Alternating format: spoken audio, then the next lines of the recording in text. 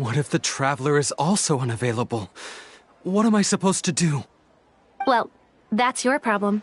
It was your choice to get into this mess. Oh, but fortunately for you, it appears your savior has just arrived. Ah, Traveler. Great, you made it. Well, it's not like you were ever really busy to begin with. Sango? Compared to the Traveler, you're the one who has too much free time. No, I'm very busy. I'm busy standing here. I have to stand here all day. Even if it's a commission you're unwilling to take, your excuse is just pathetic. Yes, that's why I've asked you to come over. Allow me to explain. A key member of the Tenryou Commission has recently gone missing. No one has seen them, and their whereabouts are currently unknown. The Tenryou Commission has entrusted us to find this person discreetly because it would be a hassle for them to look for this person openly for a variety of reasons. Their name is... Kujosara. That's right. The general has gone missing. If the general was really missing, the Tenryou Commission would have flipped Inazuma on its head by now. And do you think they would only commission us for a case like that? Please ignore Sango's nonsense, Traveler. In fact, the missing person's name is Shikanoin Heizou. He works as a special detective at the police station. Although his rank is merely a doshin, he is quite competent and held in high regard by the police station. Do they think he's more competent than me? We get that you don't want to help Sango, but could you at least try not to make things more difficult here? Sorry, Traveler.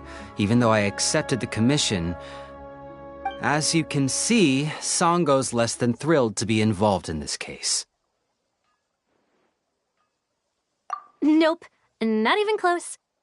If you really want to know why, it's because I absolutely refuse to deal with that brat's nonsense. The only news that could make me happier than Shikanoin has gone missing would be Shikanoin has been missing for 100 years. Needless to say, Sango and Heizou have a bit of a history. Well, it's a little more serious than that. According to Sango, Heizou was an obstacle in her path to the Temple of Truth. Like a yappy dog that was constantly in the way. Even though Heizou has a unique personality, he's actually a nice guy. Really, I've learned a lot from him. So I can't just ignore this case, even if Sango doesn't approve. At the very least, I could entrust the commission to someone capable and trustworthy, like you, Traveler. Huh? No, it's not like that. Listen, I'll pay the entire amount originally promised by the Tenryou Commission, and I'll even personally throw in some additional funds. I'm really hoping you can take this commission, Traveler. If Heizou truly is in danger, I know he'll be safer with you by his side.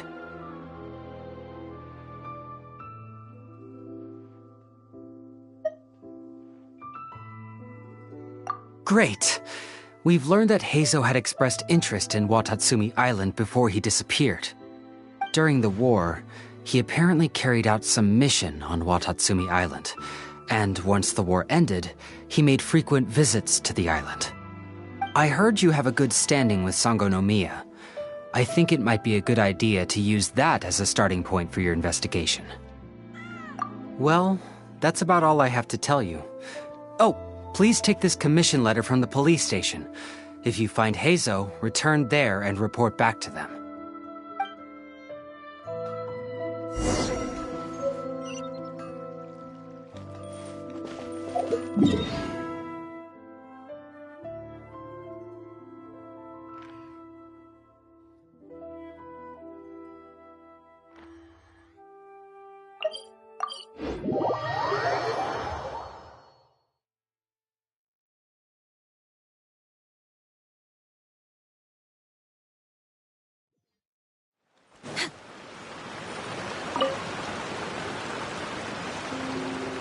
Oh, it's you, the captain of Swordfish 2? My name is Shibata. I'm in charge of the watch here. May I inquire as to what the captain needs?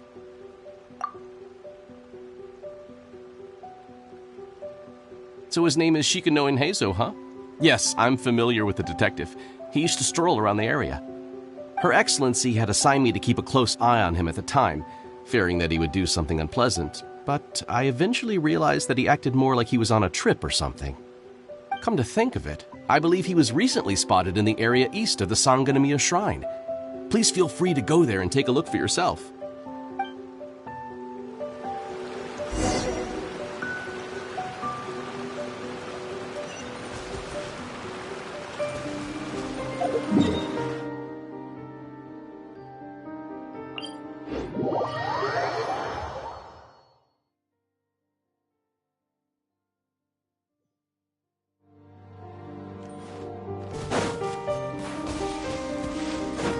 Come on, you guys. I'm nothing but a poor tourist with empty pockets. Please, you can just let me go.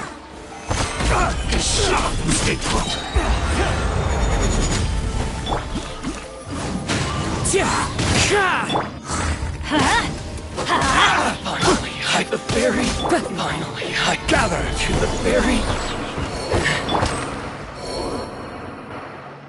Well, well, look who it is. I was wondering who could be valiant enough to wipe the floor with these guys so easily. Turns out it was the distinguished traveler. Really, I can't thank you enough. Of course I was aware of you long before you arrived in Inazuma. Though the Sakoku decree managed to keep the country locked up, it wasn't able to stop the incredible stories about you. Every day, all of those little stories would come scurrying over to my desk, like files with little feet.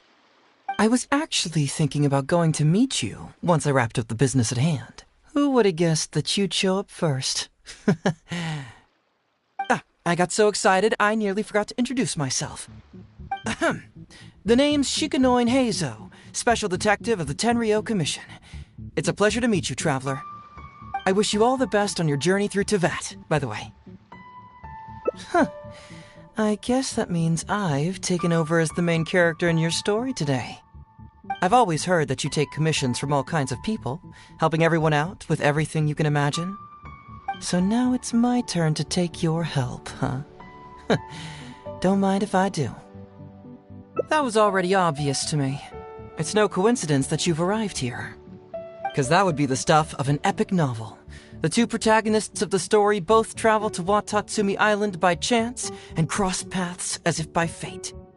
The traveler from afar heroically rescues the weak and defenseless detective from the clutches of the ruthless Nobushi. Traveler, you are so dreamy. Unfortunately, though, I don't believe in coincidences. So, guessing you came to me on the police station's commission, didn't you? I'm a detective. Can you guess what gave it away?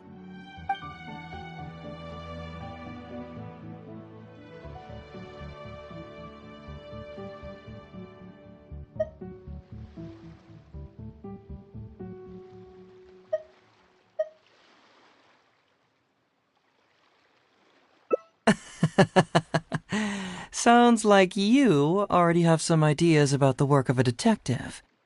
Let me ask you this. What's that your little sidekick is holding? If I'm not mistaken, it's a commission letter from the police station.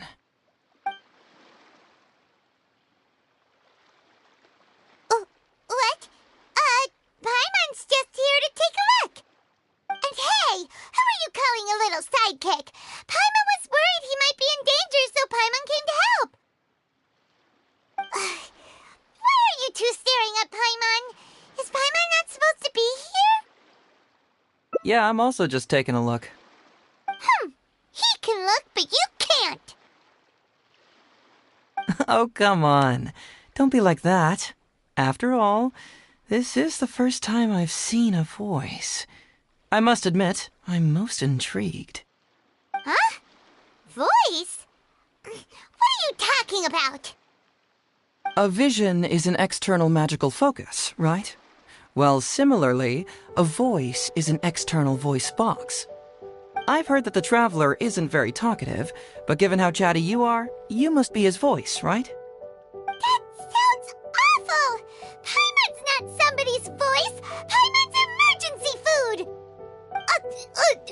No!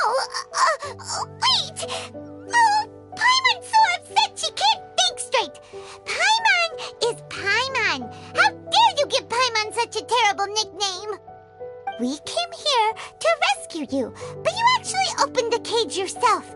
You were only pretending to be captured by the Nobushi, weren't you? Pretty suspicious if you ask Paimon.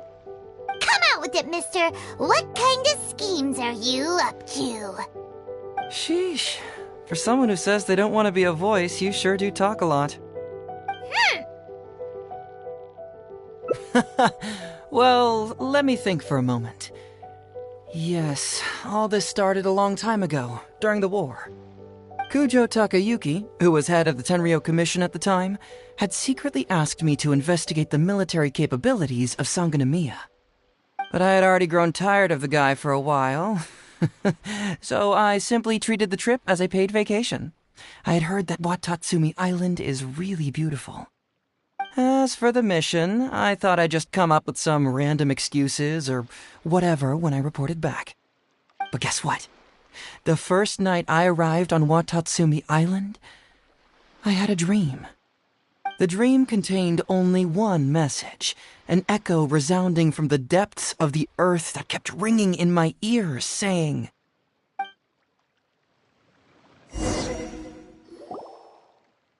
"Something vital is missing on this island." Isn't that bizarre?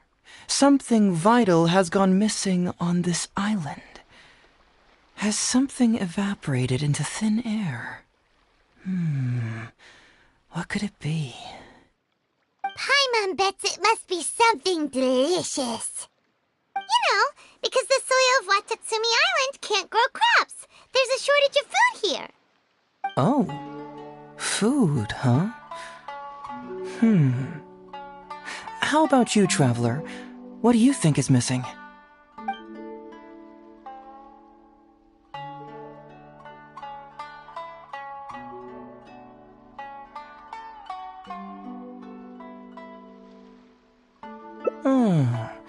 That was an unexpected response. It'd be right at home in a novel. Interestingly, I didn't have the same dream again after I left this place, so I became even more intrigued. Was this really just some random dream? Some people believe that dreams represent the divine's helping hand, which I suppose is understandable. However, if you ask me, dreams have nothing to do with the gods.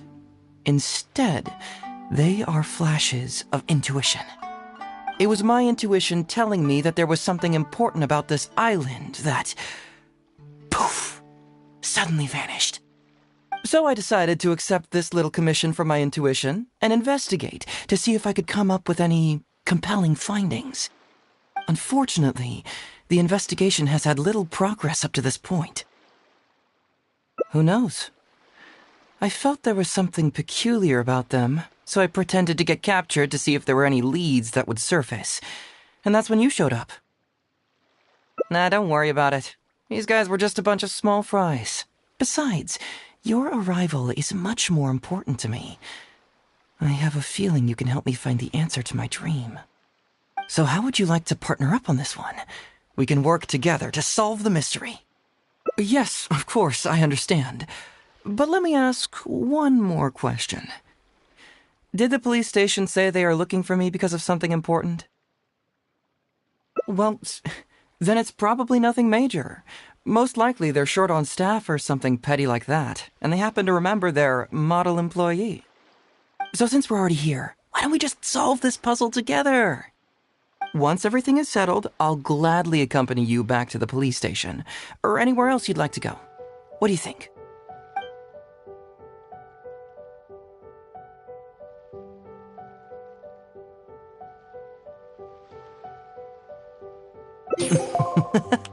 It's a deal then, partner. So, let's get started, shall we? First, we can search the camp for clues.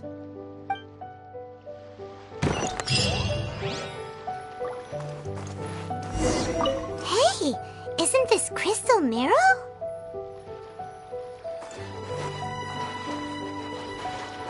Ooh, what's the shiny thing?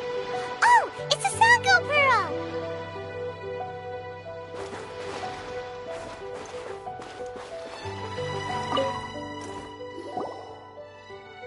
So, have you found anything? Yes, I've found pretty much the same. And there really are a lot. Aren't these all super expensive? Oh, these must be the valuable things that went missing from the island! That's it! The Nobushi must have stolen them all! I don't know if I'd go that far. The Nobushi would be very hard-pressed to find many opportunities to get their hands on commodities like these. Huh? What do you mean? Did the Nobushi gather all this themselves? No, that's unlikely. Crystal marrow is a rare material for crafting weapons, and Sango pearls are an even more precious commodity. Here's what I think.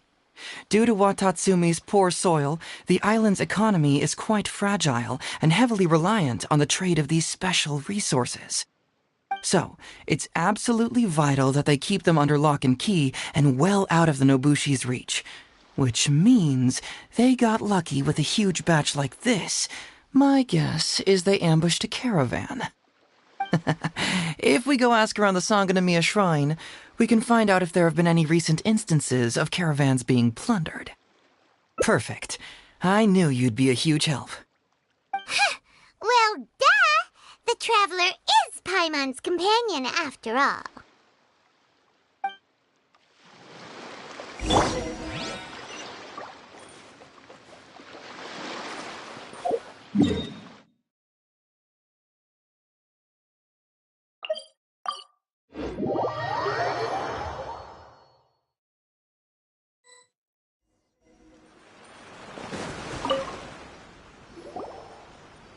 Captain, I see you found the detective.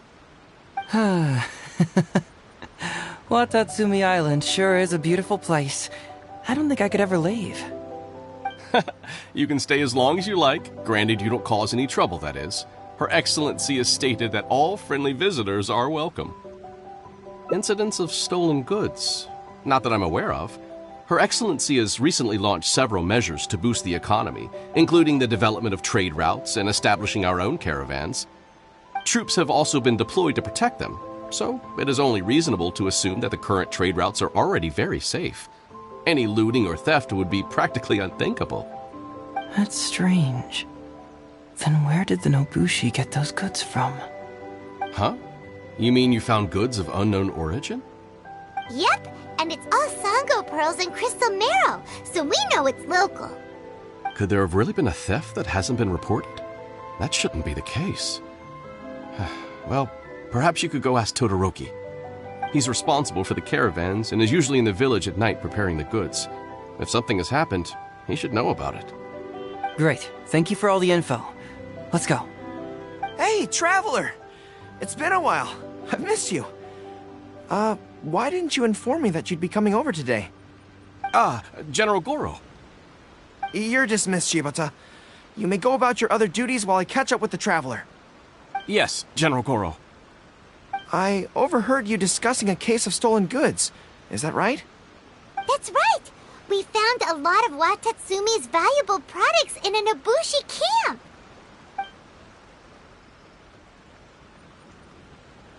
I see. So you've come to ask if we know of any relevant cases. Well, I'm ashamed to say that, yes, the caravans have been plundered. And not just once, I'm afraid.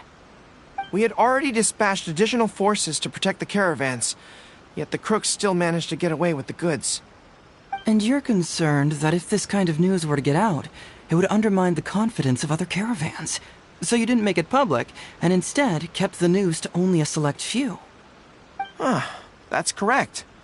I never expected you to be so concerned about Watatsumi's affairs, Detective Heizou. Just a force of habit, really. As a detective, I notice these kinds of things. Oh, so you two already know each other? Actually, I've only heard of Detective Heizou from the soldiers' reports. We've never met in person. Darn it. You're right.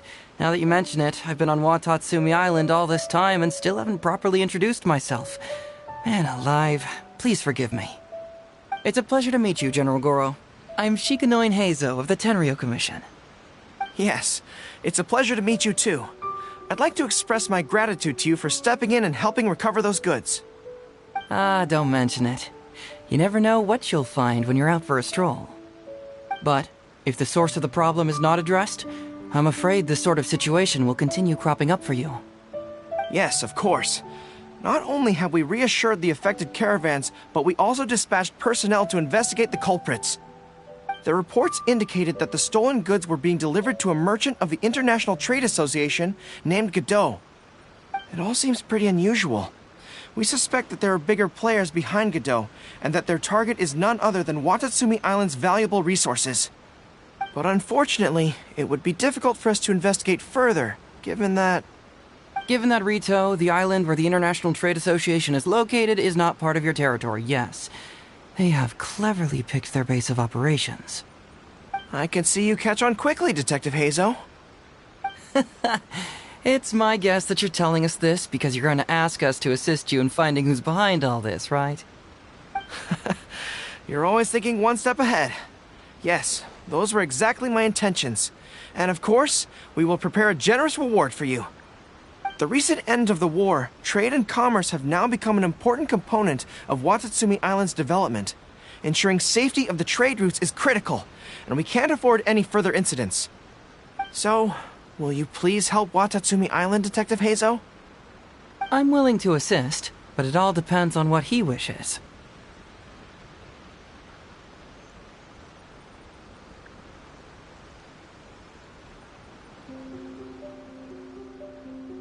Great! With both Detective Heizou and the Traveler on the case, I'm sure it'll be solved in no time. The situation is now in your capable hands. I look forward to hearing your report when you get back. All right, we'll take care of it. Traveler, let's go discuss where to head from here.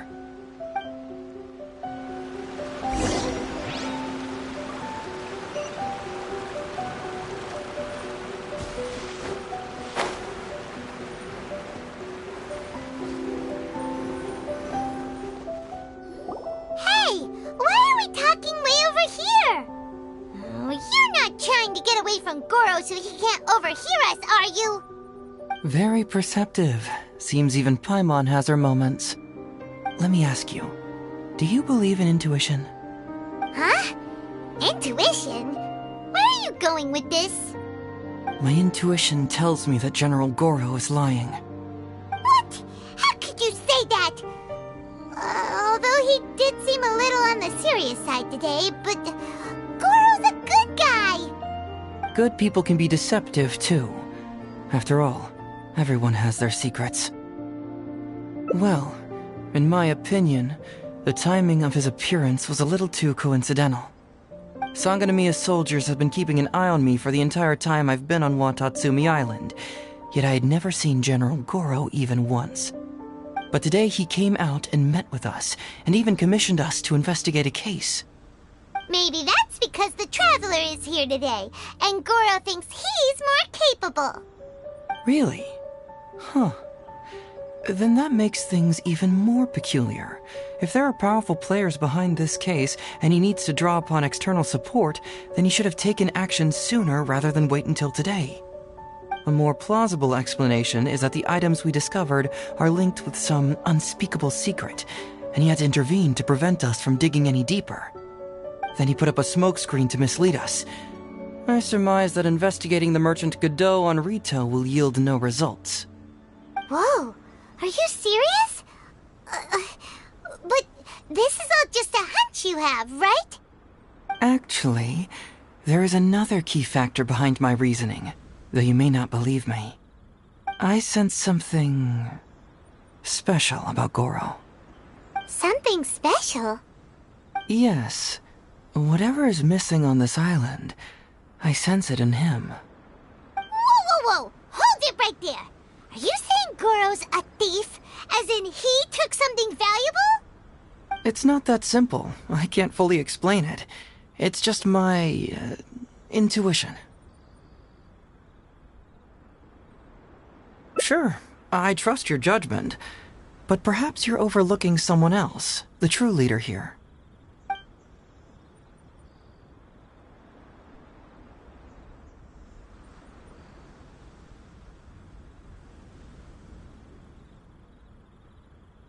It's simple. We should just investigate whatever it is they're trying to hide from us. And what were we planning to do just before Goro showed up? Oh, we were going to talk to the leader of the caravans. Yeah, someone named Todoroki. Bingo. There's no time to lose. Let's go talk to this Todoroki.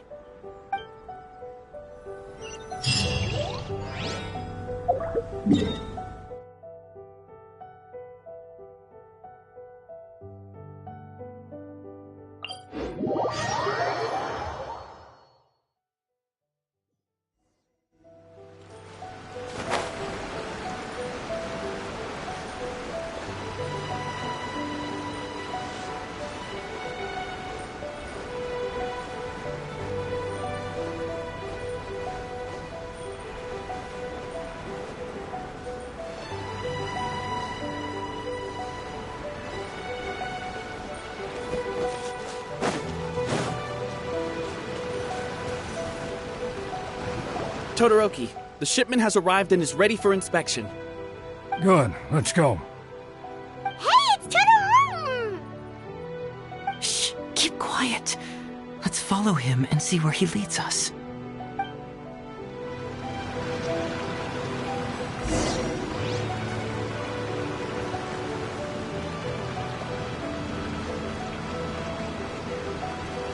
Man alive. Todoroki, the shipment has arrived and is ready for inspection. Good, let's go. Hey, it's Todoroki! Shh, keep quiet. Let's follow him and see where he leads us.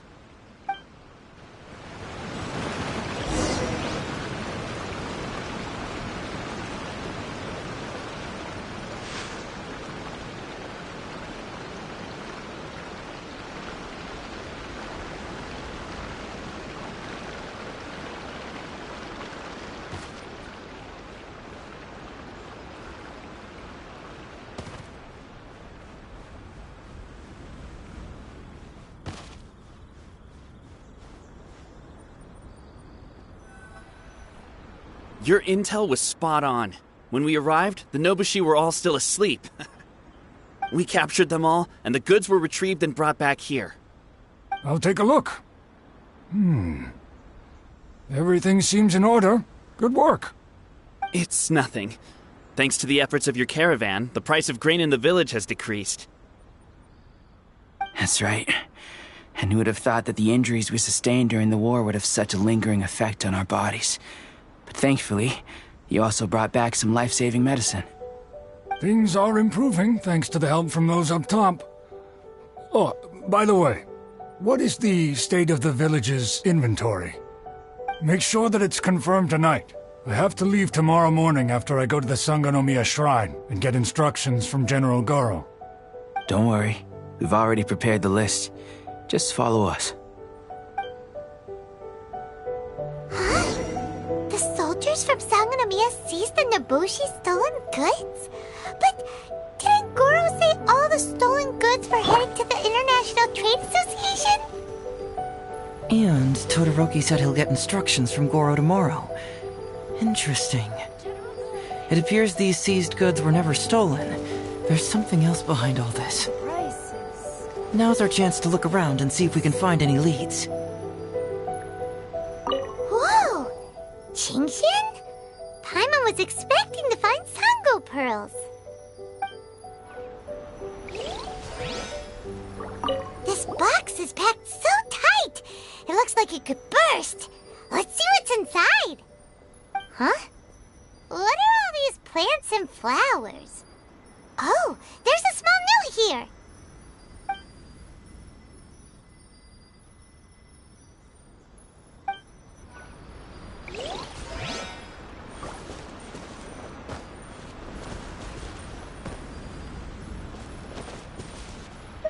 Glaze lilies?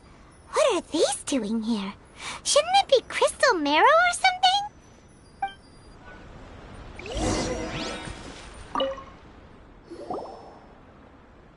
So, did you find anything? Whoa! Look at all the Chingshin! And glaze lilies too! There are also tons of other plants and flowers Paimon doesn't know here. Weird. these are valuable raw ingredients for producing medicine. If these few crates were to be imported from Rito, the price would be jaw-dropping. On top of that, these items seem to lack a tax clearance certificate, meaning that they were most likely smuggled. Yes, very interesting. Now, where did the Nobushi get these goods? How about you? Did you find anything else?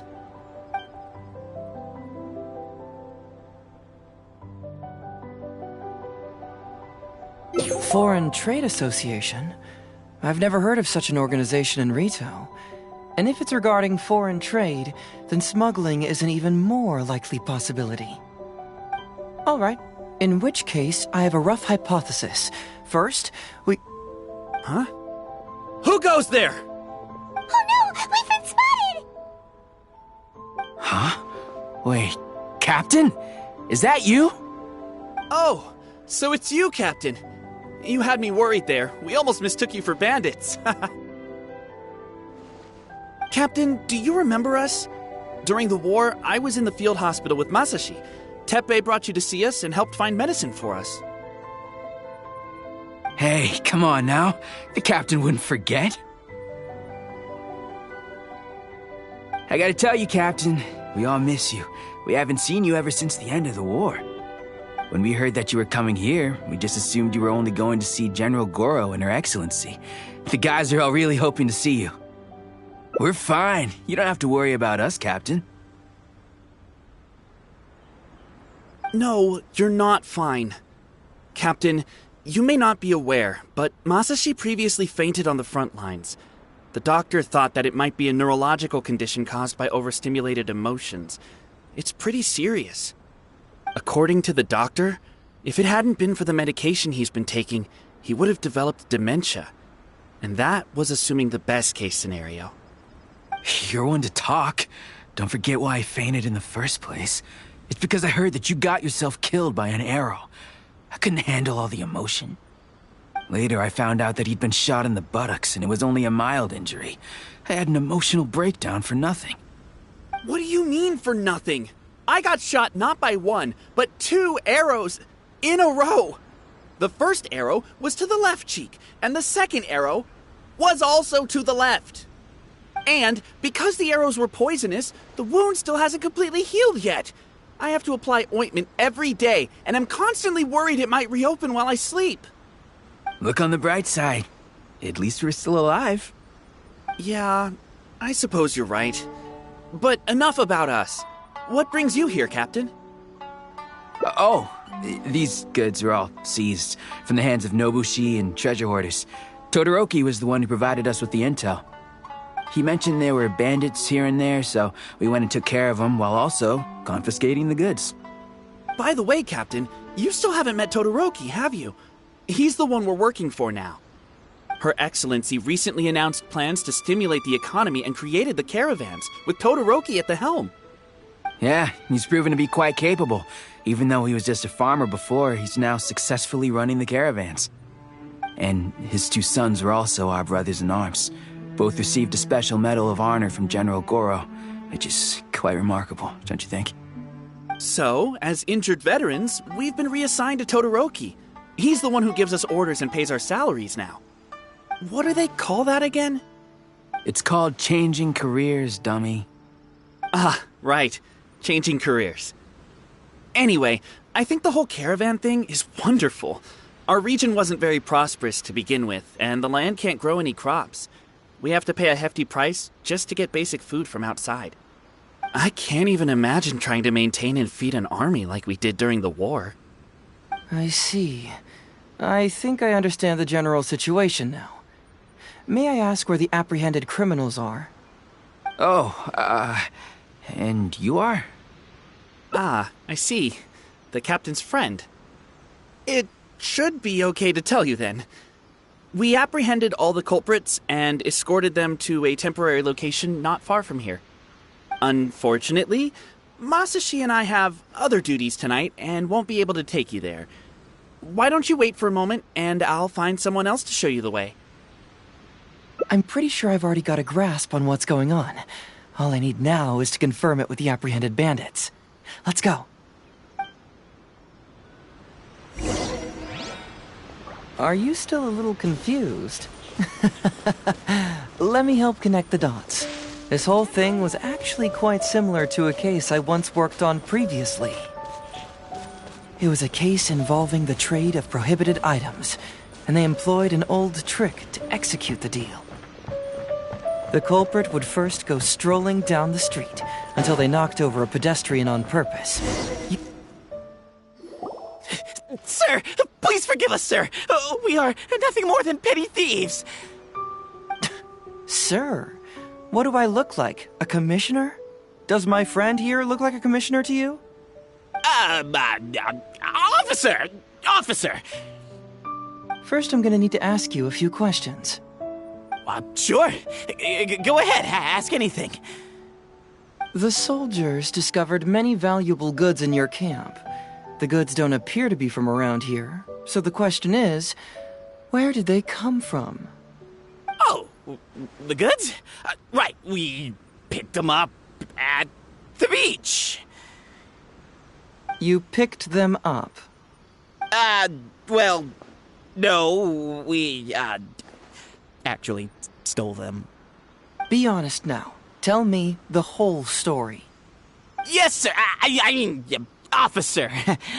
We took those goods from a small merchant ship just off the beach, but we didn't exactly steal them. You see, the ship's guards all took off running the moment they saw us. They abandoned the goods, and we simply came and picked them up. But next thing we know, a group of soldiers arrives, and we're all apprehended. Talk about bad luck. We didn't even have a chance to stash away the goods before we got caught. You say that the merchant ship's guards fled without putting up a fight. You expect me to believe that? He just assumed they were scared witless and didn't have the guts to fight. I'm not bragging or anything, but our boss is pretty intimidating. With his massive muscle and strength, he could scare anyone. You really expect us to believe all this? No, you gotta believe me. Just the other day, we scared off an entire squad of soldiers. When they noticed us, they went running and dropped their goods. I swear. I still remember seeing tons of Sango pearls and crystal marrow in that load. All nice and shiny, too. Whew, it was amazing. Unfortunately, a bunch of pirates came later and snatched those goods. It just happened that our boss had diarrhea that day and couldn't hold off the pirates. This luck of ours. Wait a tick. Pirates? Yep, no doubt about it. They came on a massive ship, and their captain was a pretty lady with an eye patch. We had no idea how powerful she was. It was like boom, boom, thud. Only took 3 hits before she knocked out the boss. A pretty lady with an eye patch? Oh. Does this description remind you of someone, Paimon? No! Doesn't remind Paimon of anyone. Okay. And how about you?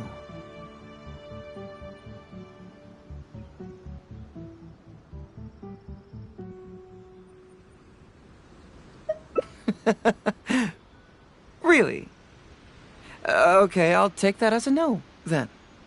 It appears that the situation is just as I suspected. Todoroki is striking a shady deal with a group of pirates, while General Goro appears to be assisting with the cover-up.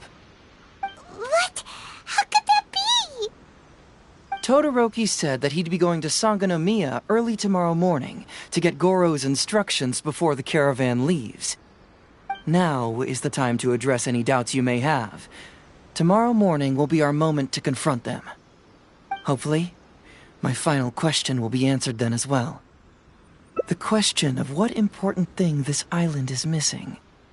I can feel some connection to the question in Goro, Todoroki, and even to Kuda and Masashi. Hopefully, we'll finally have an answer tomorrow. Let's get some rest. I'll see you at Sangonomiya tomorrow morning.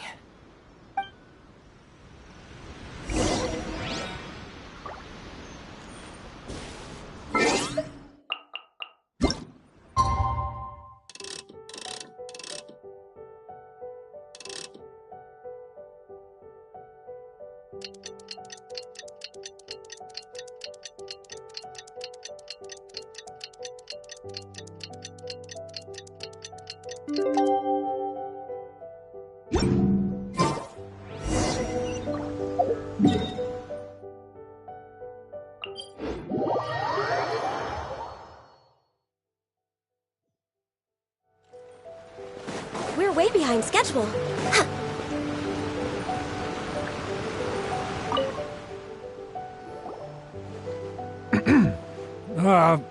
Who are you?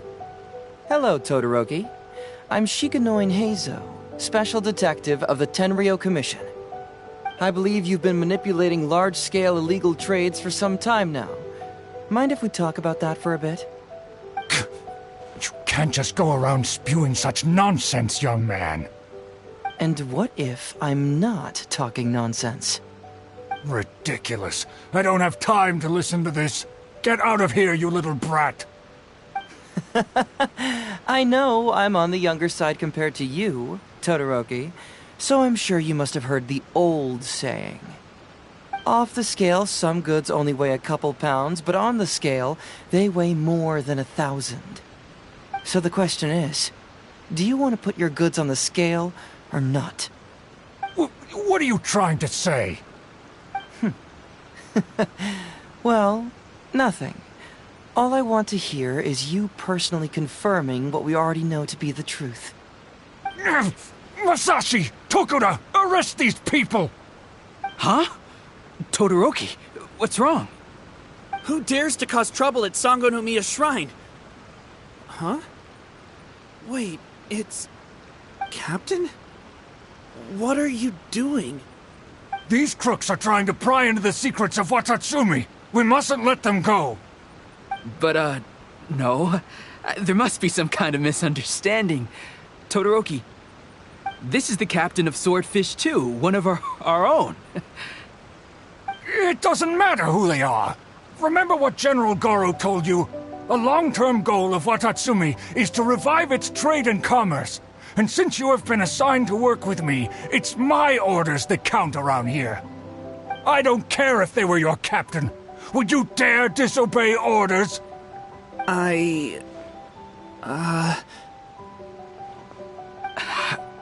What do we do? Well, what are you waiting for? All right, I see how it is. If you two won't do it, I will. I really hoped it wouldn't come to this. But here we go. Wait! Everyone, stand down! General Goro! You're here. My apologies, Traveler, Detective Heizou. I wasn't telling you the truth. Todoroki, the Traveler here is the hero who saved Watatsumi Island. Without him, Watatsumi Island would never have found the peace it has today. We mustn't raise our weapons against him. How could you be so naive, General Goro? If we let them go free, then who's to say the Shogunate won't come after us tomorrow? If the Shogunate decides to investigate, we won't be able to hide the truth. I wouldn't allow them to take you, Todoroki. Let's not kid ourselves. If going to jail could solve the problem, I would go and turn myself into the Tenryou Commission right now.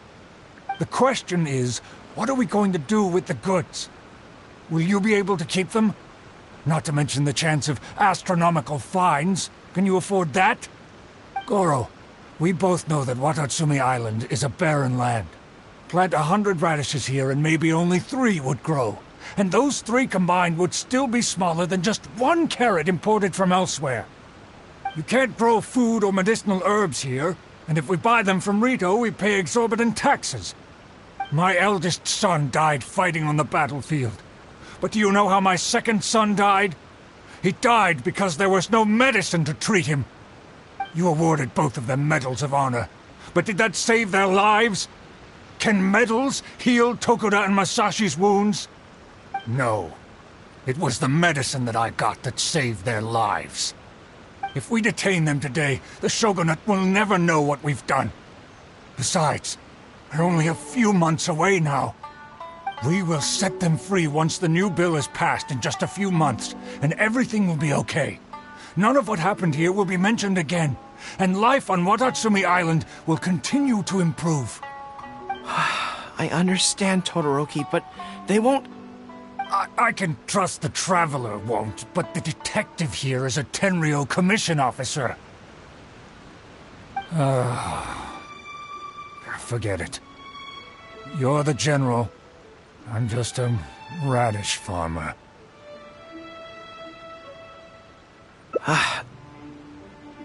It's a new commodity tax bill currently being drafted by the Kanjo Commission. The bill exempts taxes on goods that are in short supply on Watatsumi Island. Once the bill's introduced, we'll be able to buy commodities that we need from regular marketplaces. Oh, I see. Man alive. I wish I had known sooner. In that case, how about we put your fears at ease and I'll stick around here a little longer. You know, until the bill is introduced. Huh? Detective Heizou, are you saying that... You mean you're willing to stay here, young man? Come on, you two. What's with the strange looks? You've been keeping me under close surveillance, haven't you? Surely you must have noticed that aside from being a detective, I'm also an ordinary tourist who likes to enjoy good scenery. I believe that after the new commodity bill is passed, there will be more and more traffic between the two sides, and more people will be coming to visit Watatsumi Island. I have to take the opportunity now and enjoy this place while I still have it all to myself. Before long, tourists will start pouring in. Thank you, Detective Heizou. On behalf of the people of Watatsumi. My pleasure. But one good turn deserves another, does it not? Oh, you mean there's something you wish to request?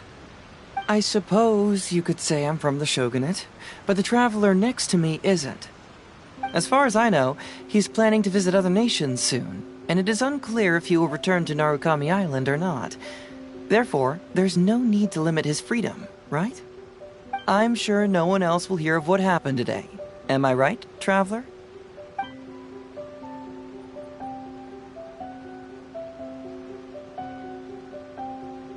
Well, it's settled then. He will always be an important partner to Watatsumi, and I would never dream of limiting his freedom. So please, don't worry, Detective Heizou. I'll hold you to that. But if I ever find out you've lied to me again, there's a chance I'll lose my cool. I'm sorry for not telling you the truth earlier. It's a serious matter, and I didn't want outside parties to become involved. But today, I realized my poor judgment. How could I possibly hide anything from Detective Heizou and the Traveler?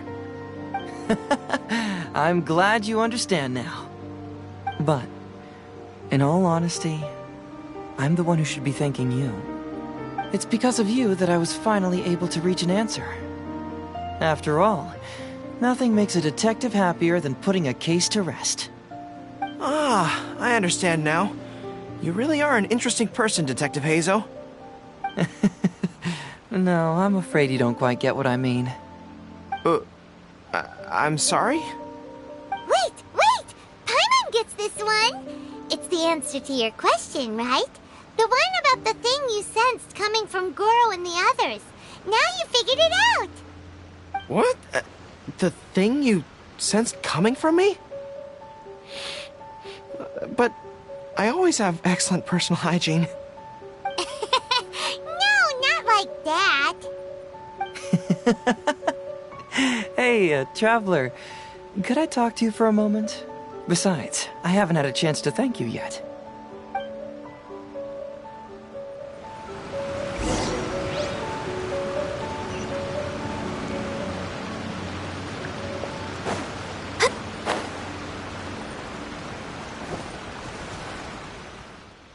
Hey, there you are. Come here, look. It's beautiful, isn't it? Watatsumi Island. It's remarkable how such a barren land can give life to such wonderful and stunning scenery. To be honest, I am grateful to you for this trip. Before you arrived, I was running around like a headless chicken. Even if I happened to find out what was going on here, I wouldn't have been able to uncover any concrete information without you present. I'm just sorry that I promised I'd accompany you back. It appears that I won't be able to do so for the time being. So please, cover for me in the meantime, okay? It's all in the past now. Let's just chalk it up as an intriguing experience I had on my trip here. Besides, that's not what I wanted to investigate anyway. Yes. Everyone you led me to and everything they said brought me closer to the answer. And now I finally get it. Watatsumi Island is an ancient land where the soil is poor and many crops do not grow because it's lacking a certain thing. But what the inhabitants of this land do have is bravery. They were courageous enough to stand up and resist the gods and accomplish what they knew could not be done. This is yet another instance in which that certain thing shines. That missing element. That certain thing is what I sensed present in Goro, Todoroki, Tokuda, and Masashi. Which is the true vitality of this land. I guess I was mistaken when I declared that something was missing. That something from this island had evaporated into thin air. Because even something that evaporates is not gone. It's still there, just in a different state of being. When water is heated by fire, it evaporates and eventually finds its place in the sky. Similarly, when the land was harmed, its vitality evaporated and eventually found its place among the inhabitants. This is the final answer I've been searching for. Anyway, thanks again. You know, even though we just met, I wish you could be my partner all the time. Call me Grady, I guess. But, of course, I know that's impossible. You have your own journey to complete.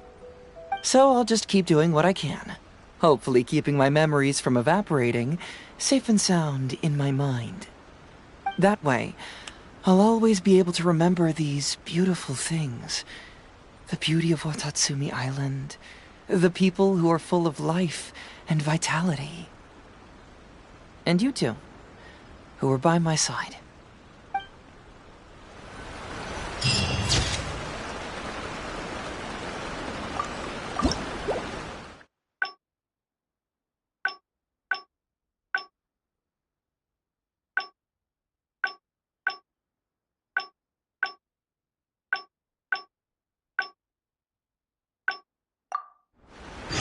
It's so nice to de-stress.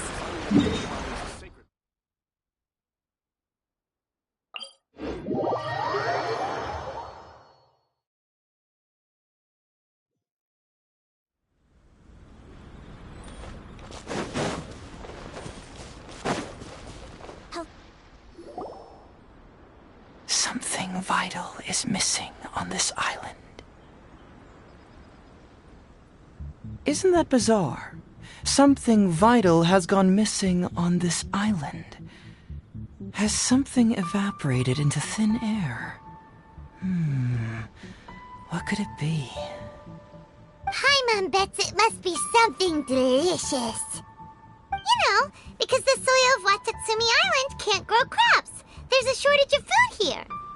Oh. Food, huh?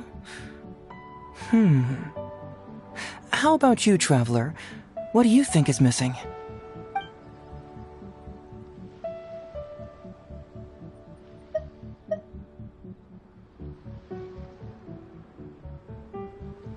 See, no, I thought so too, but after that, I had the same dream over and over again. Interestingly, I didn't have the same dream again after I left this place, so I became even more intrigued. Was this really just some random dream? Some people believe that dreams represent the divine's helping hand, which I suppose is understandable. However, if you ask me, dreams have nothing to do with the gods. Instead, they are flashes of intuition. It was my intuition telling me that there was something important about this island that, poof, suddenly vanished. So I decided to accept this little commission from my intuition and investigate to see if I could come up with any compelling findings. Unfortunately, the the investigation has had little progress up to this point. Who knows? I felt there was something peculiar about them, so I pretended to get captured to see if there were any leads that would surface. And that's when you showed up. Nah, don't worry about it. These guys were just a bunch of small fries. Besides, your arrival is much more important to me. I have a feeling you can help me find the answer to my dream. So how would you like to partner up on this one? We can work together to solve the mystery. Yes, of course, I understand. But let me ask one more question. Did the police station say they are looking for me because of something important? Well, then it's probably nothing major. Most likely they're short on staff or something petty like that, and they happen to remember their model employee.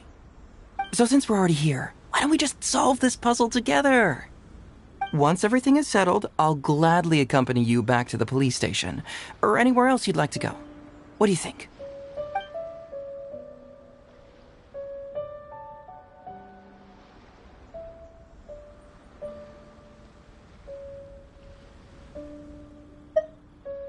Someone concerned about my safety? Then it must be Ryuji, right? I suppose if you insist. Alright, I'll accompany you back to the police station first. We can discuss the issue of Watatsumi Island later.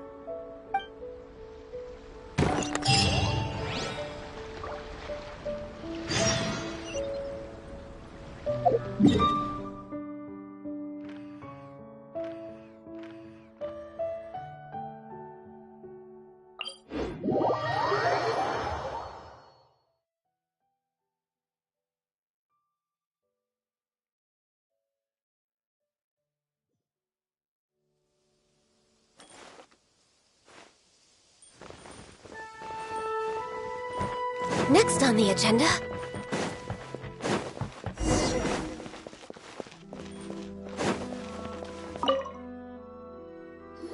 Oh, look who showed up. Heizou, you're finally back. Listen, if you took any longer to come back, everyone at the police station would be toast. You say that every time I come back, Uesugi. However, something does feel a little unusual about the police station this time. Come on, would I ever lie to you? Madame Kujo-Sara is here, and she's on the warpath, so be on the lookout. What's that lady doing here? Doshin Shikanoin, I see you finally returned. Please, enlighten us. What have you been doing recently? Okay. I was just out investigating a case. Don't give me that. I checked the records here. You didn't take any cases. Actually, it's a case of personal relevance to me. These two can attest to that. Traveler? Paimon, what are you two doing here? We're the ones who brought Heizou back. Brought him back? Can someone please explain? Well, Madame Kujo-Sara, because we couldn't locate Doshin Shikanoin, we commissioned Detective Ryuji from the detective agency. Shortly after, Ryuji returned to tell us, that he had given the commission to the Traveler, and then... It used to be that the Tenryo Commission assisted others with disappearances, but it seems these days others are now assisting us. You've done it this time, Shikanoin. I think I've really seen it all. I mean, is it really so unusual for officers and citizens to assist one another? Yeah, it was kind of weird, but it was definitely an investigation. He even pretended to be captured by Nobushi and treasure hoarders. Oh? Is that so? Well, since you are testifying for him, I suppose I won't ask any more questions. But since you're here, I have an extra favor to ask.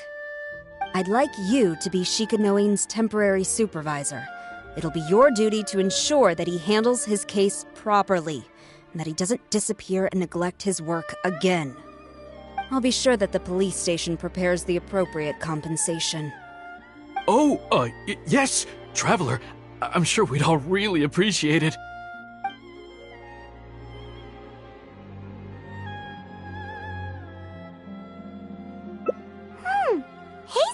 to be happy with the idea.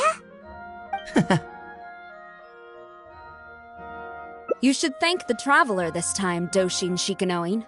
Otherwise, I don't think I would have let you off so easily. Here, take this letter of complaint. It's written against you. Please consider carefully what to do with it. I do not wish to see another one. Understood? Huh?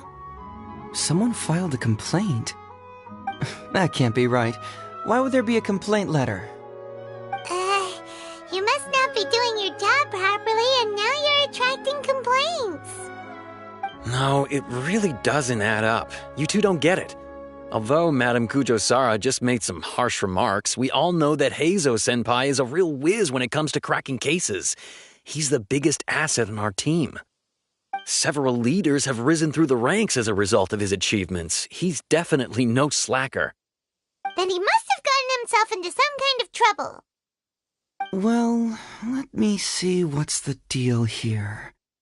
Oh, and since you agreed to be my temporary supervisor, you'll find the desk where new case files are kept right over there. Would you mind helping me check what cases I need to deal with? Of course, but first I have to confirm what's going on, and whether or not the letter's legit. Please, have a look at the case files first.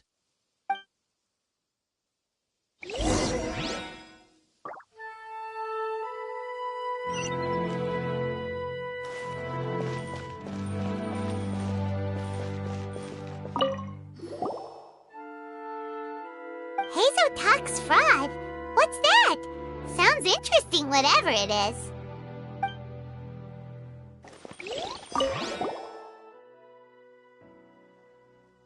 What?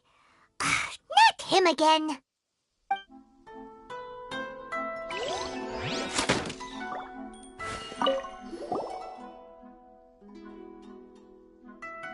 Who would give a dog such a strange name?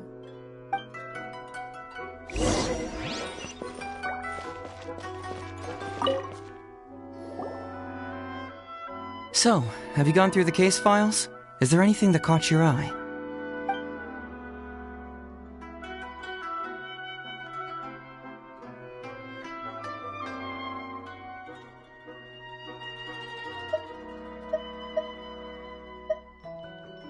Oh, have they approved it already? The Tenryou Commission certainly has become more efficient ever since Kujo Kamaji took office. So, what is Heizou Talks Fraud? It's an anti-fraud public awareness event. Basically, think of it as a short play about fraud. We'll get a few people to perform an entertaining drama in order to raise public awareness about the issue. Ooh, so it's a play? Paimon likes the sound of that. Well, see, fraud is a major issue here. You've traveled between different nations. I'm sure Mora isn't really an issue for you. You have to understand that scamming the poor of their money is essentially robbing them of their lives. Left unchecked, the situation could potentially deteriorate into something more serious. That makes sense. But will putting on a performance really work? It's hard to say. Preventing crimes is more difficult than solving them, there's no doubt about that, but prevention is also a more worthwhile cause.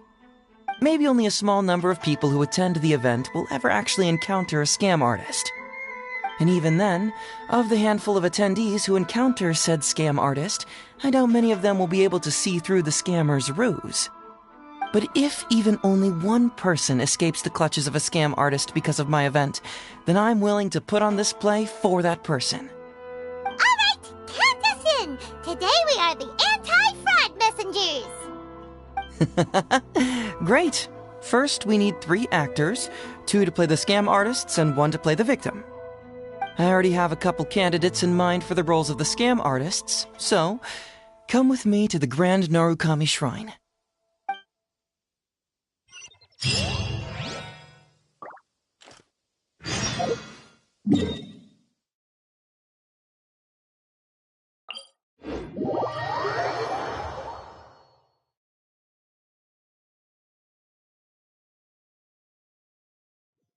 Ooh, if we're going to the Grand Narukami Shrine, are you planning to recruit Miko for your play? She'd be really good at acting. Well, I guess you'll have to wait and see. Heizou, what are you doing here, you little brat? Oh, and the Traveler, too. So, I assume you're here to see Lady Yae? Hey, come on, cuz. Maybe I'm just here to see you. Don't play your little games with me.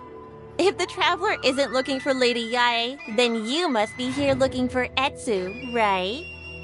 You still know me best, cuz. Please wait here. I'll go get her. Huh, so we're not here to see Miko? Bummer. I'm flattered, but even if I wanted to, do you really think I could convince Lady Yae to join a little event like mine? Get the Traveler to ask her next time. He can do it.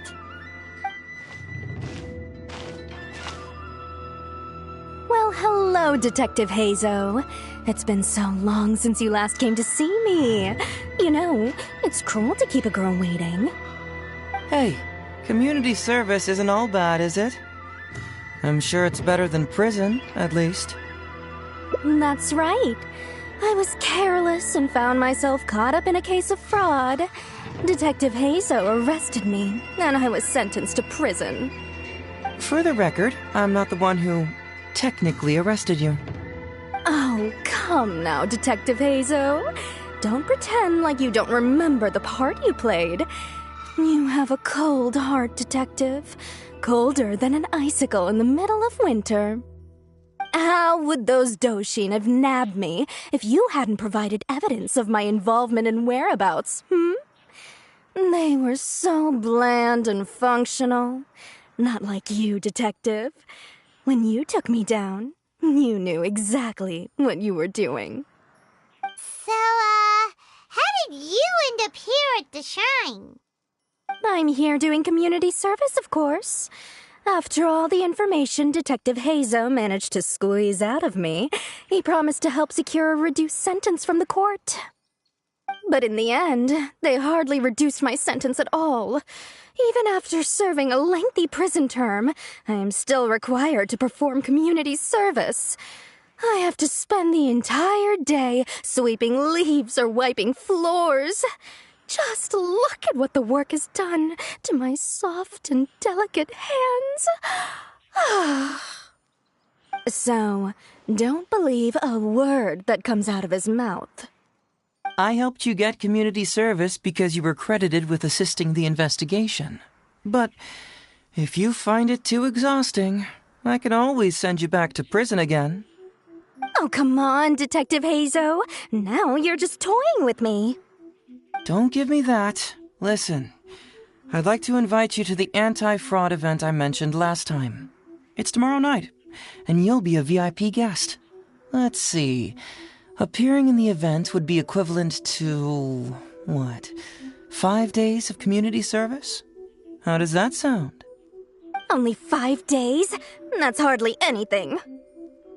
5 days not enough? Okay. How about 4 days? Hey! That's a day less than what you just promised me, Detective Heizou. Oh, my mistake. 3 days. All right, I'll go. Just stop playing with my heart. And may I ask, will they also be coming as a guest tomorrow night? No wonder you're treating me so coldly today, Detective Heizou. Looks like you found someone else to keep you company. And what a charmer they are. I get what you see in them. I mean, you'd have to be blind not to. Etsu, now's not the time. If I hear you talking like that to my friend again, I'll make your community service even more unpleasant than your time in prison. Oh, I'm so sorry. I had no idea they were your friend. Really. Well, now you do. Just be sure you're ready tomorrow. I'll send you the location, time of the event, and the script, so don't be late. All right, on to our next candidate. He should be in town right about now.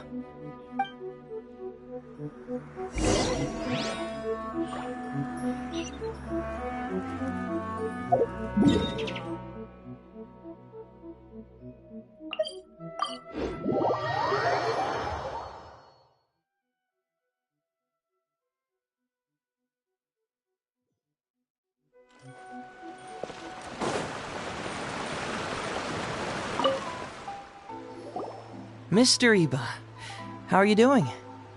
Oh, well, if it isn't Heizou. Thanks to you, I haven't kicked the bucket yet. Well, it's good to see you're alive. And well. All right, out with it. I know you wouldn't come see me for nothing. I see you're still sharp as ever, Mr. Iba. Look, have you had a chance to think about that anti-fraud event I mentioned to you last time? You can forget it. I'm pushing 71 this year. You think I want to make a fool of myself? Are you sure? You know, this event is very well funded. And now that the Sakoku decree has been repealed, I heard that your granddaughter Kazumi wants to take the chance to travel. If you participate, she can go without worrying about money at all. Huh? How did you know?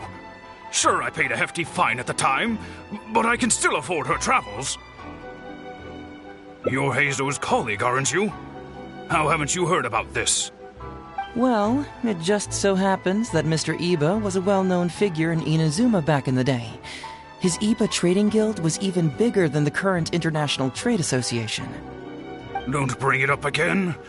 If I hadn't been misled by that foreign merchant, I never would have become a commercial scammer. Fortunately, young Heizou here has some respect for the elderly and applied for a probationary sentence. Otherwise, I don't think I would have ever seen the light of day again. Well, if Heizou was so good to you, then you should help him out too. He's not as innocent as he looks, you know. He just knows it's easier to get information when we're chatting outside. Ask him if you don't believe me. Those are some pretty harsh words, Mr. Iba. Anyway, I can't help you with that, event or whatever you call it. Ah, man alive. What should I do now? I already told Kazumi that you'd show up and caution everybody about avoiding fraud. I'm sure it'd be beneficial for everyone, and Kazumi even agreed to come and listen. How can I explain to her that you were too worried about being embarrassed? Oh, she might even think that you feel no remorse at all. You imbecile! You should have told me about this first! Come on now. How could I have known that you'd refuse to participate? Why, you sure are a crafty one, just like your father. So you'll join us? What choice do I have? Using my granddaughter to force me into some event. People these days. The world needs you to step up. I will send the time and place of the event as well as the script, so don't forget to prepare. All right, very well. Well then, now we only need to find the last person to play the role of the fooled victim. We don't want someone too clever for this role, otherwise they'd see right through this ruse and the drama would come to a grinding halt. Not too clever. Oh! Paimon knows the perfect candidate. Oh yeah, I know that guy. I've seen him in the police station a handful of times, though I've never actually spoken to him before. Do you know where we can find him? Well, we did just see a file called The Prince of Mischief in Hanamizaka. That's gotta be Ito. He must be in Hanamizaka. Alright then, to Hanamizaka we go. Oh, but knowing his reputation, I'll need to bring a little something along just to guarantee we can secure his participation. You go ahead. I'll catch up.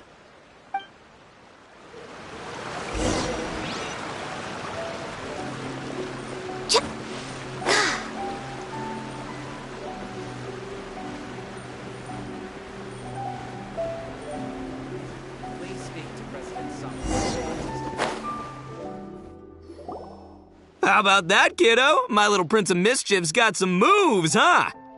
Guess that means your Onikabuto is now my Onikabuto. Yeah!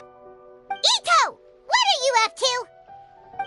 Huh? Oh, Paimon, my compadre.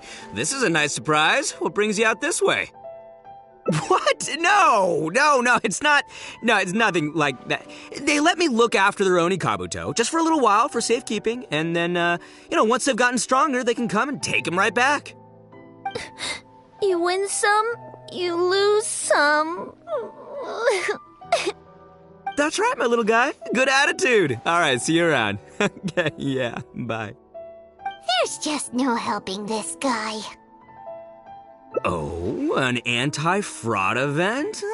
I'll level with you, compadre. I have no idea what that is, but if you want me there, I can think of nowhere I'd rather be. Oh, except that there's this Oni Kabuto Battle Royale tomorrow night that I was planning on going to. Yeah, it's gonna be huge. No holds barred, winner takes home all the Oni Kabuto. And, as you can see, my Prince of Mischief has a pretty good chance of winning this thing, so, if it was any other day, you know? Do you think all of those Oni Kabuto together would be a match for my one? Here's a picture. Let me know what you think. Huh? What this? What is this? How'd it get so big? What are you feeding this thing? Look at those beautiful demon stripes, those razor-sharp horns. Is this the fabled Emperor Oni Kabuto? This is a small token we provide for VIPs. If you're willing to attend, then one of these will be yours at the end of the event. Whoa, okay, I'm there. Wait a sec, you look familiar. Who are you anyway? And furthermore, do Oni Kabuto really come in this size? You're not trying to con me, are you? Because the more I think about it, the more I'm inclined to think that you're a contestant in tomorrow night's Oni Kabuto Battle Royale! Yeah, you lost to me in a previous Beetle battle, and now you're trying to get the reigning champ out of the way. Without Prince of Mischief to contend with, you'll be free to sweep in and take all the Oni Kabuto. Am I right or am I right? Nice try, you little punk. 10 out of 10 for the pitch, but, you picked the wrong victim. Okay. Then again, consider this. If your Prince of Mischief isn't competing, what's the point of me taking part? After all I'd stand to win is a bunch of puny little larvae. No? Well, you've stumped me there. You are completely right. I can't believe I didn't think of that. Sorry, my bro, my main man, my buddy. I had you all wrong. So, you're sure this guy's our best choice? Yeah, see? He was already wondering if you were trying to con him. Then allow me to introduce myself. I'm Shikanoin Heizou. I've seen you around a few times before at the police station. Huh? Oh, yeah, I remember now. No wonder you looked so familiar. You were that guy who was in for stealing other people's Oni Kabuto, right? Listen, Heizou, hombre, did you apologize to them? You can lose like a man, you can win like a man, but you can never steal like a man. And that's a little Ito nugget. Ito! He works there, for crying out loud! He's not one of your fellow inmates. What? Oh, jeez. What's wrong with me? How could I forget? Of course I know you. I remember you now. For real, this time. You're the guy who sells lavender melons at the station, aren't you? A lavender melon seller? At the police station? Don't be ridiculous! I know what I saw, okay? Several times now I've been sitting there starving in jail when this guy comes and slips me a few lavender melons on the sly. Didn't even want payment. Solid guy. Yeah, that was me. But it was only because your assistant, Kuki Shinobu, asked me to look out for you. What? So Shinobu was behind it? Wait, so, hombre, you're not a lavender melon seller? Look, we're getting hung up on all the wrong details here. The important detail right now is that I am the host of tomorrow night's event. And if you show up, the Oni Kabuto in the picture is yours. Deal? Deal. Done. But, could I get another look at that picture first? Just, a little peek-see? You'll have all the time in the world to inspect the real article once the event's over. Okay, sure. I can wait. So, hombre, is there anything I need to do to prepare? Because if I'm doing this, I'm bringing my A game, all right? No half measures here. I'm gonna do this right. He sure picks his moments to start acting responsibly. Okay, so for this event, you, my, bro, We'll be participating in a short anti-fraud play along with 2 other VIP attendees. The main thing we ask is that you just relax. Try not to be nervous. I have the script, right here, if you want to take a... Script? It sounds like someone's never seen the Arataki gang perform before, huh? Don't you worry, hombre. The Arataki gang is a little beyond the need for scripts. You'll see, this Oni Kabuto will be well worth your investment. You, don't need a script? Wow, well, now I'm excited. See you there tomorrow night. You bet. I'll be there. I'm gonna tell the gang about this, too. They'll all be there to support us.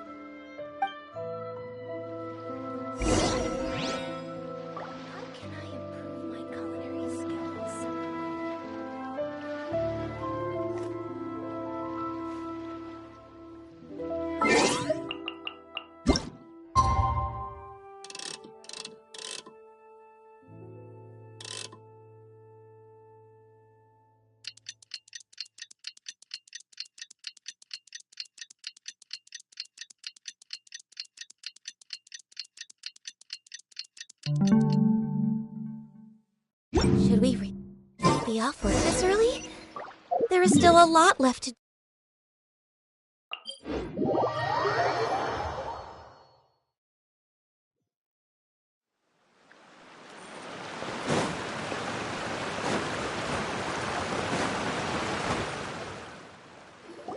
It's almost time. Everyone ready? All right, then let's get this show started. Oh, I can't wait, Mr. Heizou. Let's get going, Heizou. Emperor Oni Kabuto, hang in there, Your Highness. I'm coming for you. It takes years to make a fortune, but only a moment to lose it all to a scam artist. Welcome to the first Heizou Talks Fraud. I am your eponymous host, Heizou.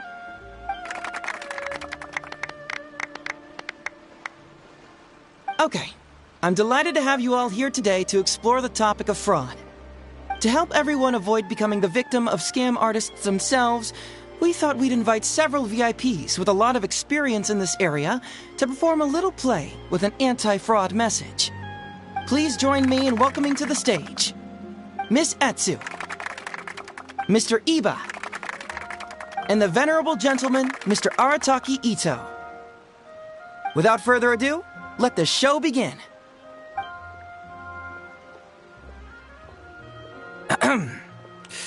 It was just another bright sunny day when a distressed Miss Heizou brought her elderly grandpa, Iba, into the police station to report a crime. There, they were greeted by a kindly Doshin, surname Arataki. Doshin Arataki, please help us! My poor grandpa has been defrauded! Doshin Arataki? You talking to me? Perhaps for want of familiarity with the script, a confused look creeps over Doshin Arataki's face, and he asks himself that age-old question. Who am I? Yes, you are Doshin Arataki! You're Doshin Arataki! Oh, so I'm in the play. Right, yeah. Okay, got it. I'm a Doshin, of course. Okay, I got this. Ma'am, can you tell who it was that defrauded your grandfather? Rest assured, the Tenryou Commission and I are here to bring them to justice. I don't know. It was too late when I found out. They took all of my grandpa's money, and all they left was this note. Doshin Arataki frowns as he realizes this is more complicated than he thought. He takes the note in his hand and reads it out loud. I am the Raiden Shogun. I am currently being held hostage by the Crux fleet and urgently need 200,000 mora to secure my release. Please place the ransom mora on the north coast of the deserted island. When all of this is over, I will promote you to General of the Tenryou Commission. It's the almighty Shogun! We cannot let Her Excellency come to harm. But this is a scam, surely. I mean, 200,000 mora? Kinda lowballing it for the Electro Archon, don't you think? Shouldn't it be like, 300,000 at the very least? Well, I sure thought so, but Grandpa's already parted with the money.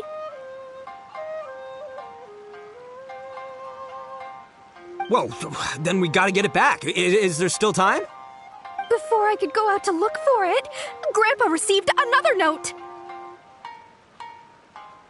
Doshin Arataki takes the note and reads it out loud. I am Miss Hina. I am currently raising funds to publish a photo book. I urgently need 300,000 mora for publishing fees. In return for your support, you will receive a limited edition signed photograph. It's Miss Hina. We can't leave poor Miss Hina in a tight spot. You're right, Gramps. Is 300,000 mora enough? I can spare some too if we need to make up the difference. Maybe I can get a photo of Miss Hina too. We gotta help Miss Hina out here. It's a scam, Doshin Arataki! Snap out of it! Oh, right, because if Miss Hina needed funds, she'd come to me first, as her #1 fan. Why would she go asking this old geezer for help? These con artists don't know who they're up against. Well, anyway, not long after Grandpa handed over the money, he received yet another note. Doshin Arataki grabs the note and reads it aloud. I am Arataki Ito. I was recently framed for a crime I totally did not commit, and now I'm stuck here in prison. I am in urgent need of 500,000 mora as bail. In return for your help getting me out, I will bring the whole gang over to thank you personally at your house. Must be a scammer, surely. I've never heard of this person, and they're asking me for 500,000 mora. Wait a minute. This is a scam. I'm Arataki Ito. You are? But your name tag says... Doshin Arataki follows Miss Etsu's gaze to the name tag emblazoned on his chest, which reads, Arataki Shmito. What kind of whack job script is this? Am I me or ain't I? So, the bail money? Nope, no way, not a chance. Arataki Ito would never ask innocent people for mora in order to post bail. Whoever wrote this is a liar and a cheat, and we gotta get out there and get this guy off our streets. But just as Doshin Arataki is being overcome with righteous indignation, the sound of Miss Etsu's weeping brings his attention back to her.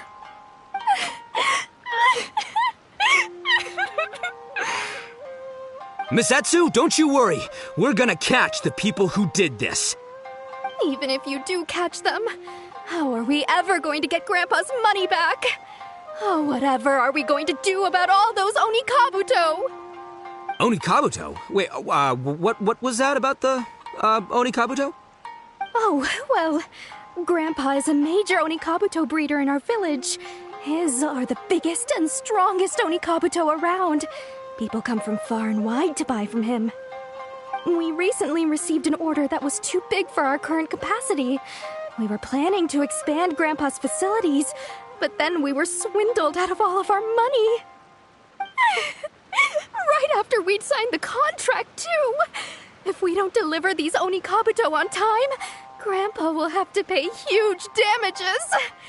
Oh, what are we going to do? Man, what's that saying? It's like, it never rains, but it snowballs. Exactly what we're dealing with. Etsu, my dear, don't worry. I'll sell the house if I have to. We'll find a way through.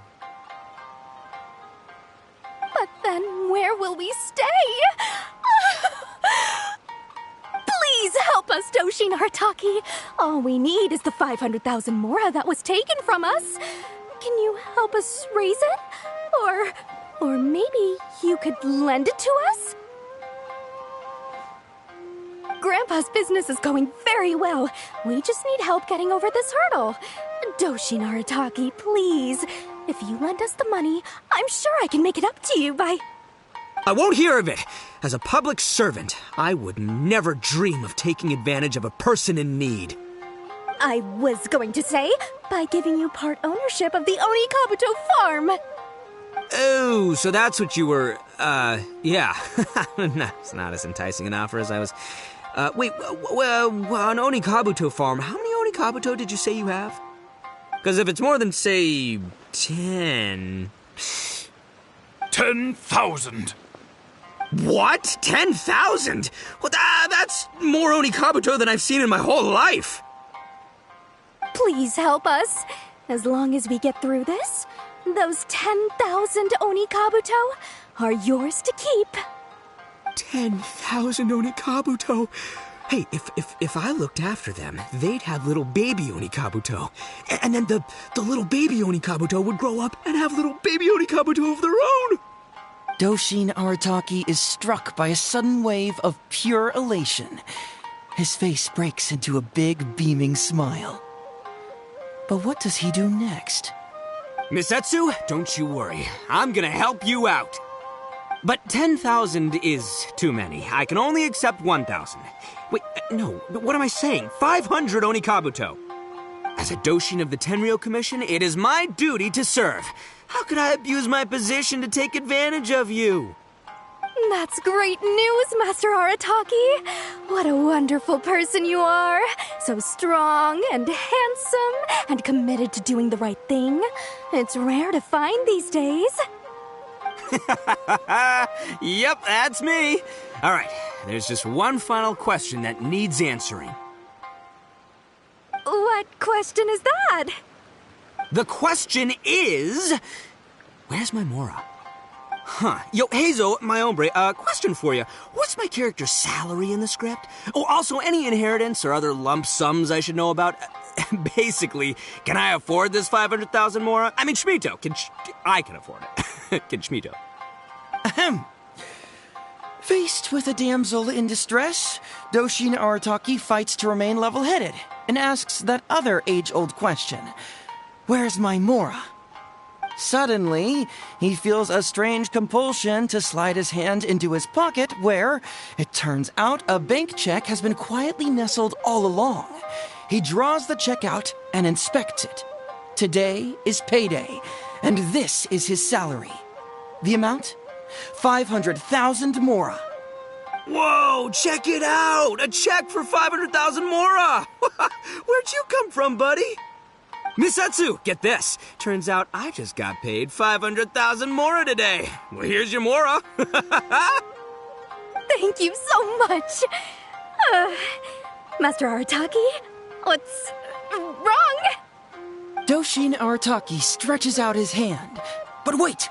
Just as he is about to hand over the check to Miss Heizou, he hesitates, tightly pinching one end of the check betwixt his two fingers. All he needs to do now is release the check, and it will fall into Miss Heizou's eager hands. But let go of the check he does not. Master Arataki, let go! Wait. Something's not right. Doshin Arataki is having second thoughts. Has something caught his attention? Has it aroused his suspicion? Has he finally realized the truth? So, this is an anti-fraud show, right? Huh? A spark of intuition bursts to life in Doshin Arataki's mind. Since this is an anti-fraud event, I have a question. Is he about to ask the most critical question of all? I gotta ask. This is it. Here it comes. Does a Doshin really get paid this much? 500,000 Mora. Enough to get an Electro Archon out from a hostage situation, then go pay for Miss Hina's publishing costs. You telling me the average Doshin can do all that on one pay packet? I don't know, seems pretty fishy to me. Hey, compadre, what do you think? Am I being scammed here? Heizou! Ito's cheating! He asked for help! As the spark of intuition flickers and threatens to fade, Doshin Arataki clutches around in desperation, hoping to find a source of fuel to feed the flames of enlightenment. Traveler, are you going to help this poor man out of his predicament?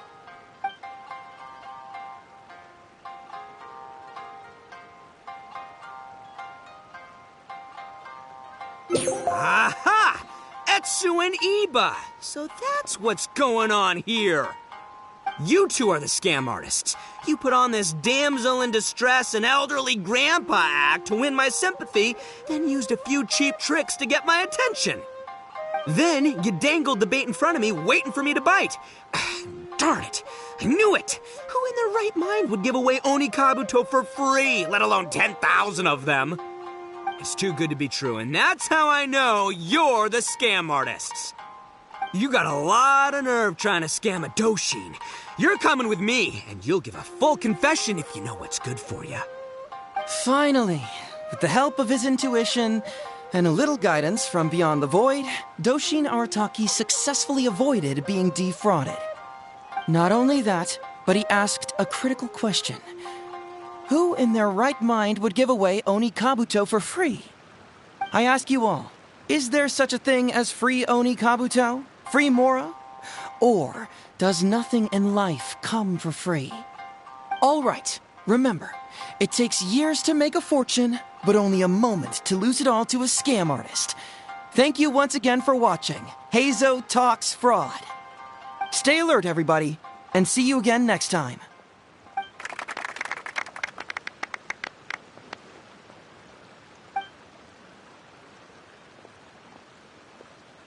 So, how's my acting? I think I did just fine without a script. Those two would-be scam artists need to up their game if they want to have a chance of taking me down. Hello? Without that hint from the Traveler, you would have handed that cash away without a second thought.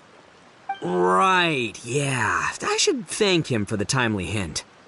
But I pretty much knew off the bat that something fishy was about to go down, so, it was just a matter of time before I saw right through their scam.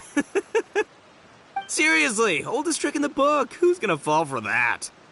Old tricks they may well be, but the reason they've stood the test of time is that the ideal victim is always out there somewhere. People who are behind on the times, naive, socially isolated, or have cognitive deficiencies. Just because they don't always get noticed doesn't mean they're not there. Scammers cast a wide net. Sure, maybe 10,000 fish will escape, but they only need one catch for them to win and for us to lose. Well, no more losing from now on. Not with me here to protect everyone. I think we can all agree that my performance today shows I'm savvy enough to keep the scammers at bay. Don't be too confident. Anyway, Ito, my old... What was it again? Ah, yes, bro. Here's the reward you were promised. Ah, music to my ears. Emperor Oni Kabuto, come to Papa.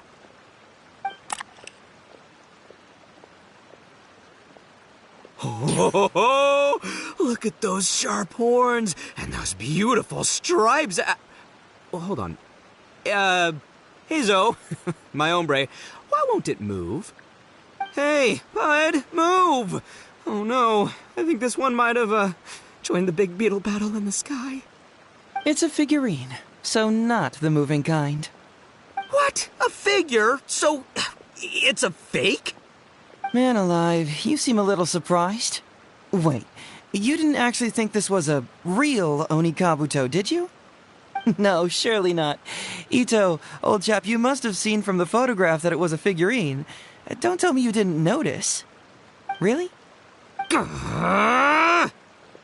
little punk! Give me my Emperor Oni Kabuto now!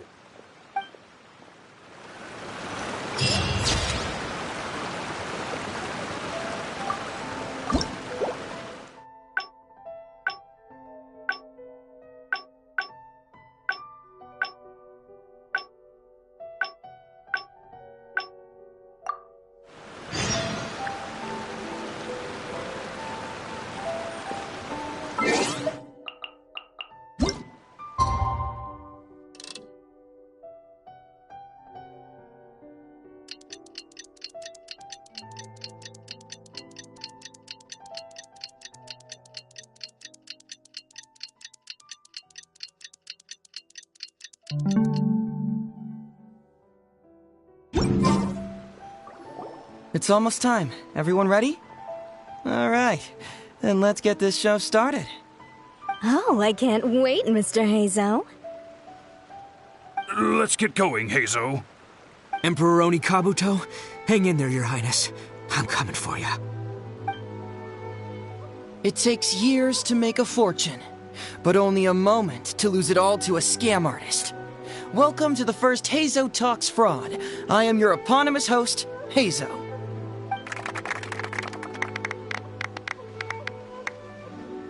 Okay, I'm delighted to have you all here today to explore the topic of fraud. To help everyone avoid becoming the victim of scam artists themselves, we thought we'd invite several VIPs with a lot of experience in this area to perform a little play with an anti-fraud message. Please join me in welcoming to the stage Miss Heizou, Mr. Iba, and the venerable gentleman, Mr. Arataki Ito. Without further ado, let the show begin.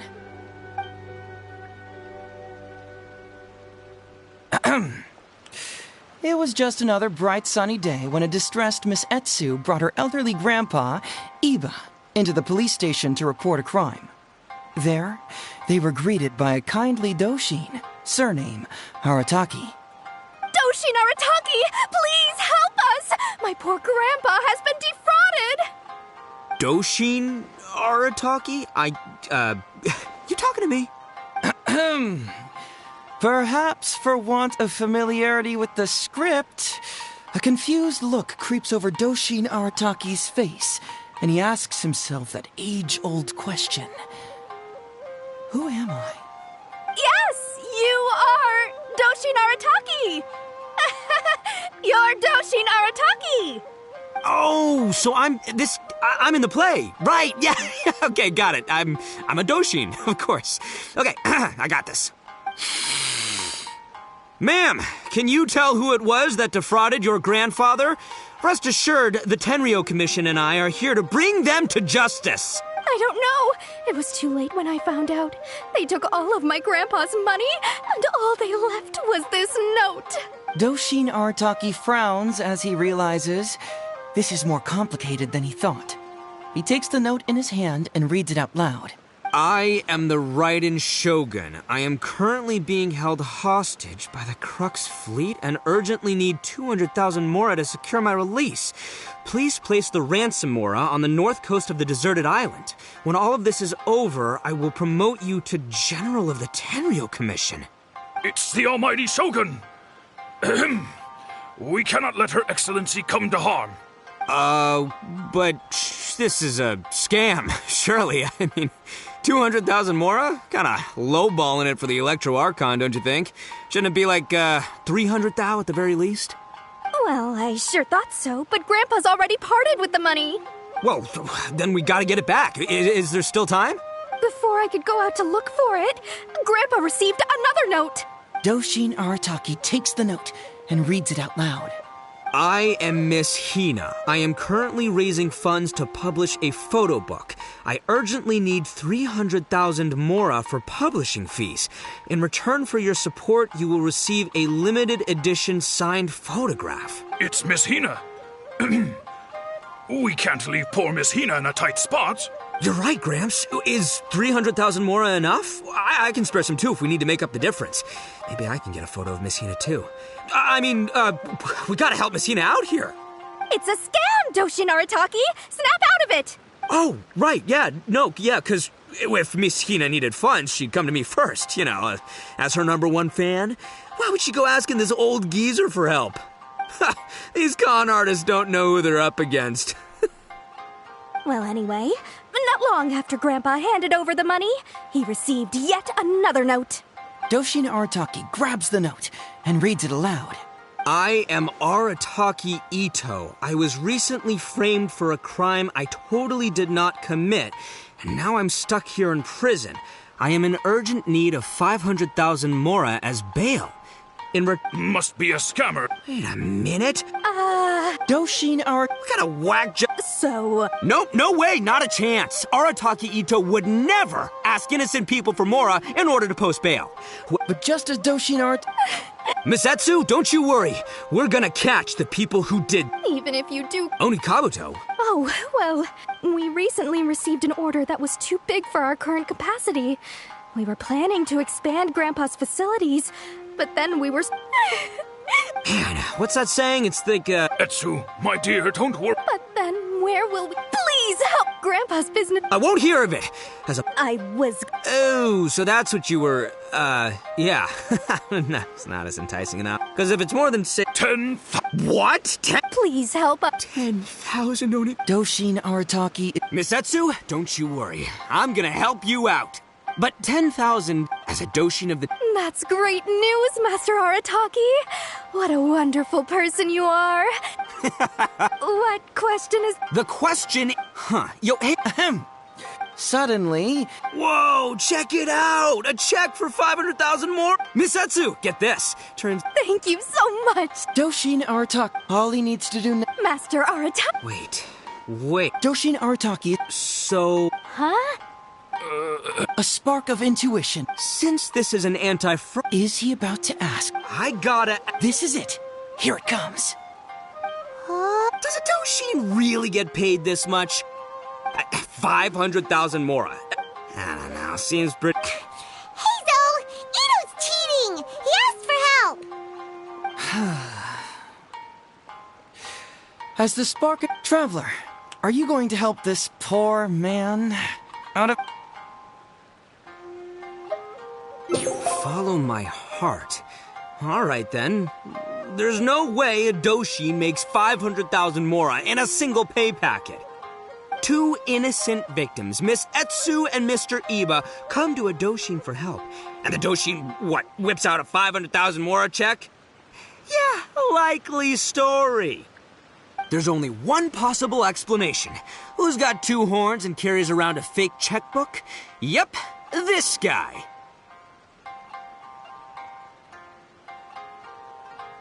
With this fake check for 500,000 mora, I almost swindled Heizou and Iba out of 10,000 onikabuto, the last thing these poor folks needed after the recent string of catastrophes they've faced. My mind is blown. Craziest plot twist I ever heard. The criminal was the main character all along. Miss Heizou, I'm afraid I can't let myself give you this fake check. But I will do everything in my power to raise 500,000 genuine mora for you. So don't you worry. What the... Oh, jeez. In the end, Doshin Arataki listened to the voice of his heart and narrowly avoided being defrauded in his own unconventional way. But regrettably, he failed to ask the critical question: who in their right mind would give away Onikabuto for free? I ask you all, is there such a thing as free Onikabuto? Free Mora? Or does nothing in life come for free? Thank you all for watching Heizou Talks Fraud. Don't get greedy and you won't be needy. Stay alert and you won't get hurt. You never know where scammers may lurk. See you all next time.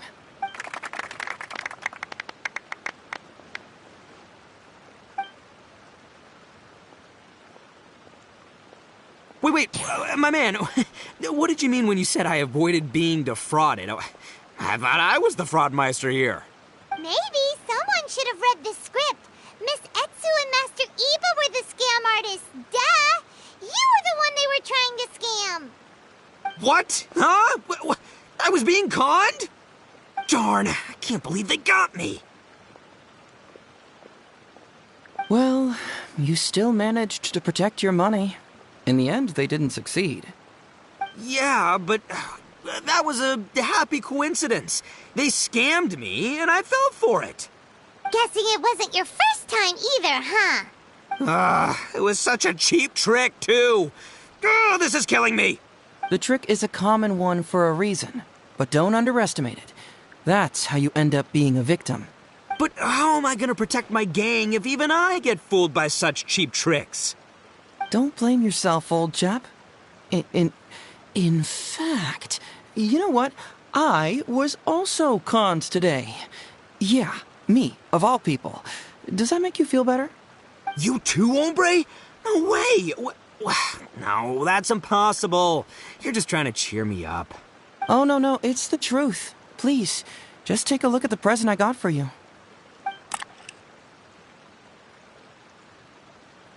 Wait, why can't it move? That's just it. I'm sorry to say, it's just a figurine. What? A figure? You mean it's a fake? Yeah, and it's all my fault. I was duped by the Onikabuto vendor's false advertising. What a colossal fool I am. Taken in by a common street vendor? Ugh. So you really were conned, dude! Let me take a second to let that sink in. Gotta say, although I didn't get my Emperor Onikabuto, somehow, knowing that even Heizou got conned kinda puts me back in a good mood. It's, strange. Maybe I'm sharper than I'm giving myself credit for. Great minds think alike, so, me and my hombre here, kinda equally matched. Hey, by the way, compadre, looks like you're the only one out of the three of us who didn't get conned today. But you better watch out. We got fooled not because we were stupid, but because those scam artists are some crafty dastards. I want you to have this figurine as a reminder of the fact that today, Heizou and I both got conned, but we both grew a little wiser too. I hope that whenever you see it, you'll remember how cunning those con artists were, and how difficult it was for Heizou and I to see through their schemes. Then, you'll always keep your wits about you, and you'll never become a victim yourself. Yep, that's right. No one will ever manage to con you.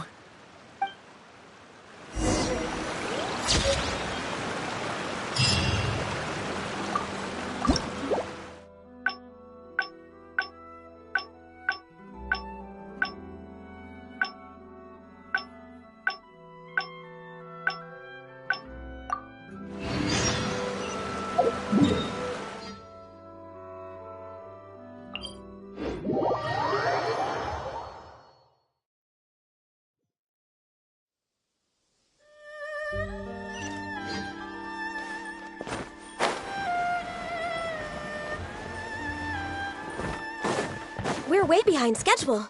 Next on the agenda...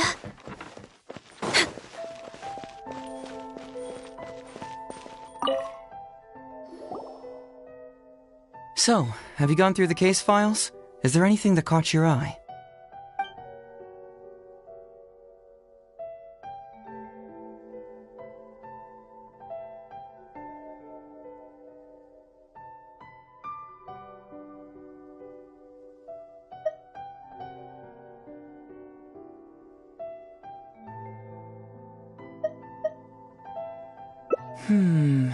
That case should be easy enough. Just leave it to Uesugi. This complaint letter I received is more important.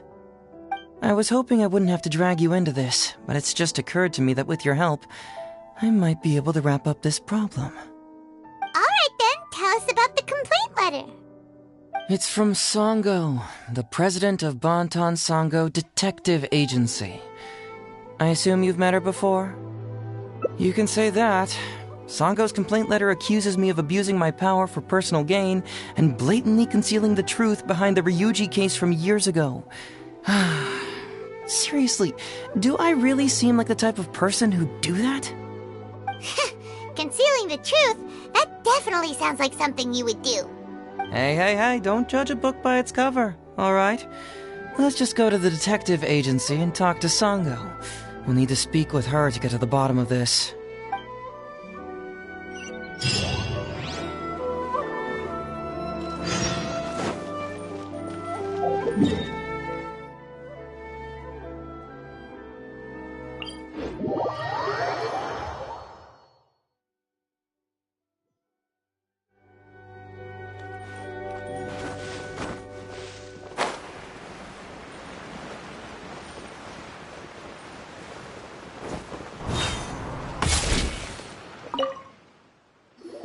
Welcome back, Mr. Heizou. I'm glad you're all right. How about some tonkatsu? You must have missed the taste of home after so long. Maybe next time, Ryuji. Seems like somebody's been expecting me. And I'm afraid they're only going to be disappointed once again. Well, look who it is. The great Detective Heizou.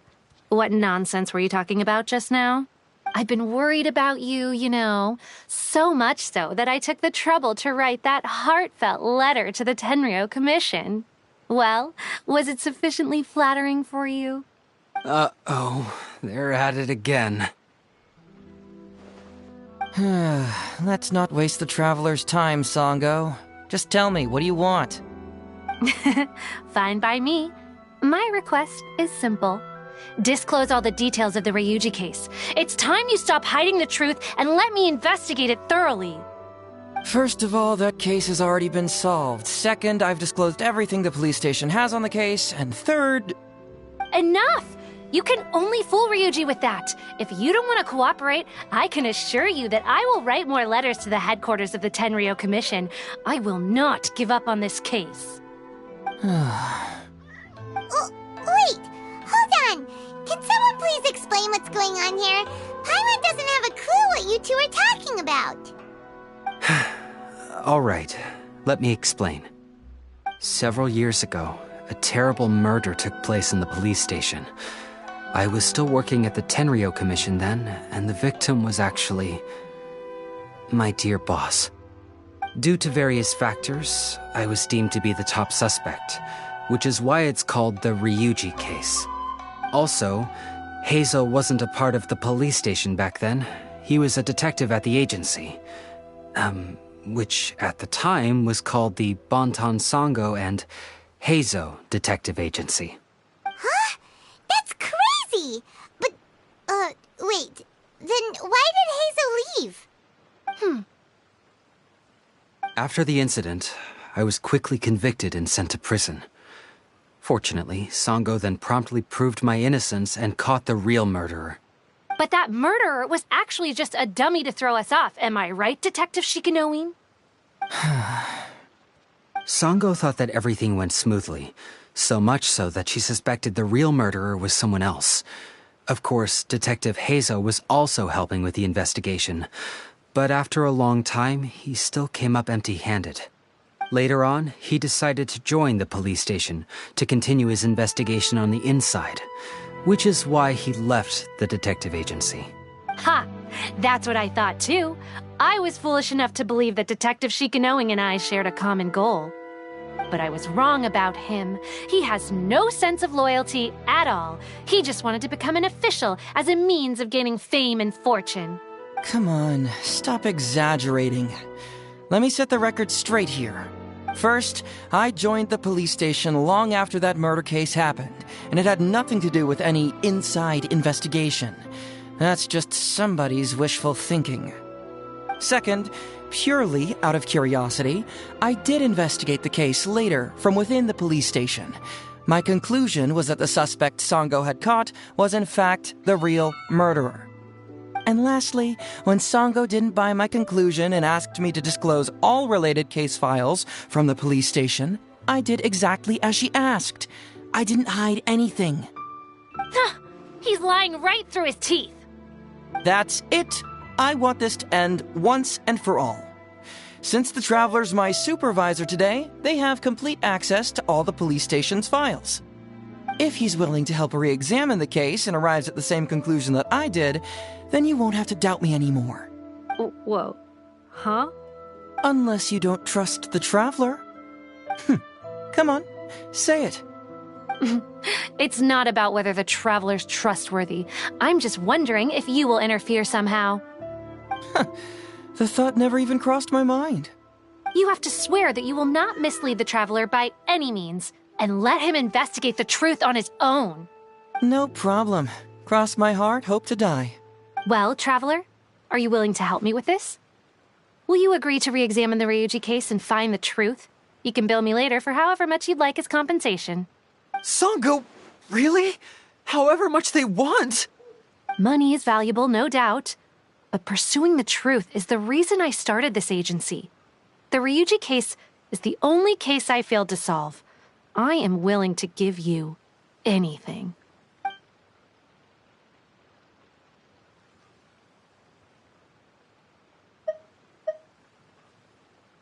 All right. I'm counting on you, Traveler. You hear that, Detective Shikanoin? Ha! Now we just need to wait and see. All right, I got it. No need to keep yammering like that. You'll scare the kids next door. Come on, let's go back to the police station.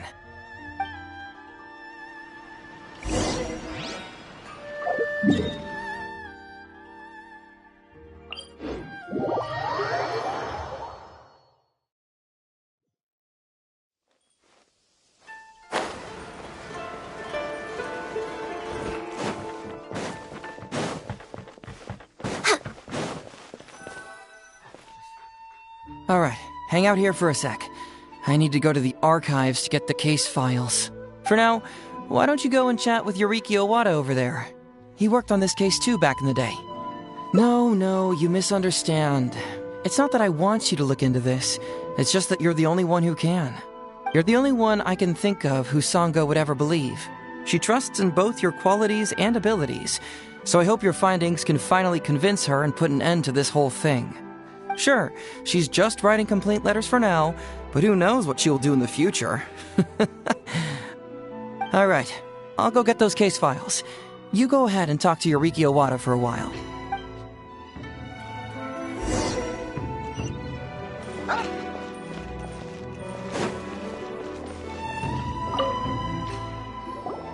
Oh, hello there.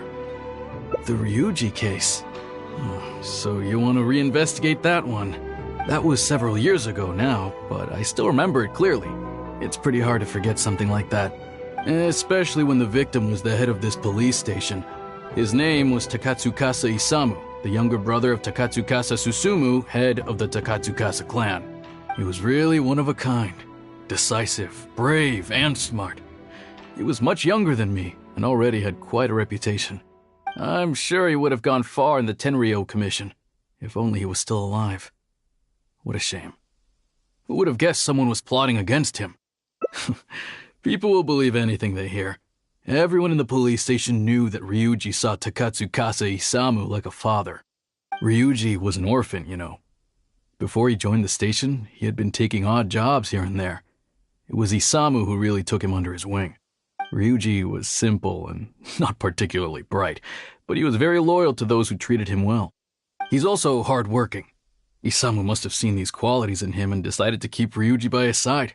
Ryuji worked with him for years after that, and was even promoted to be his personal assistant.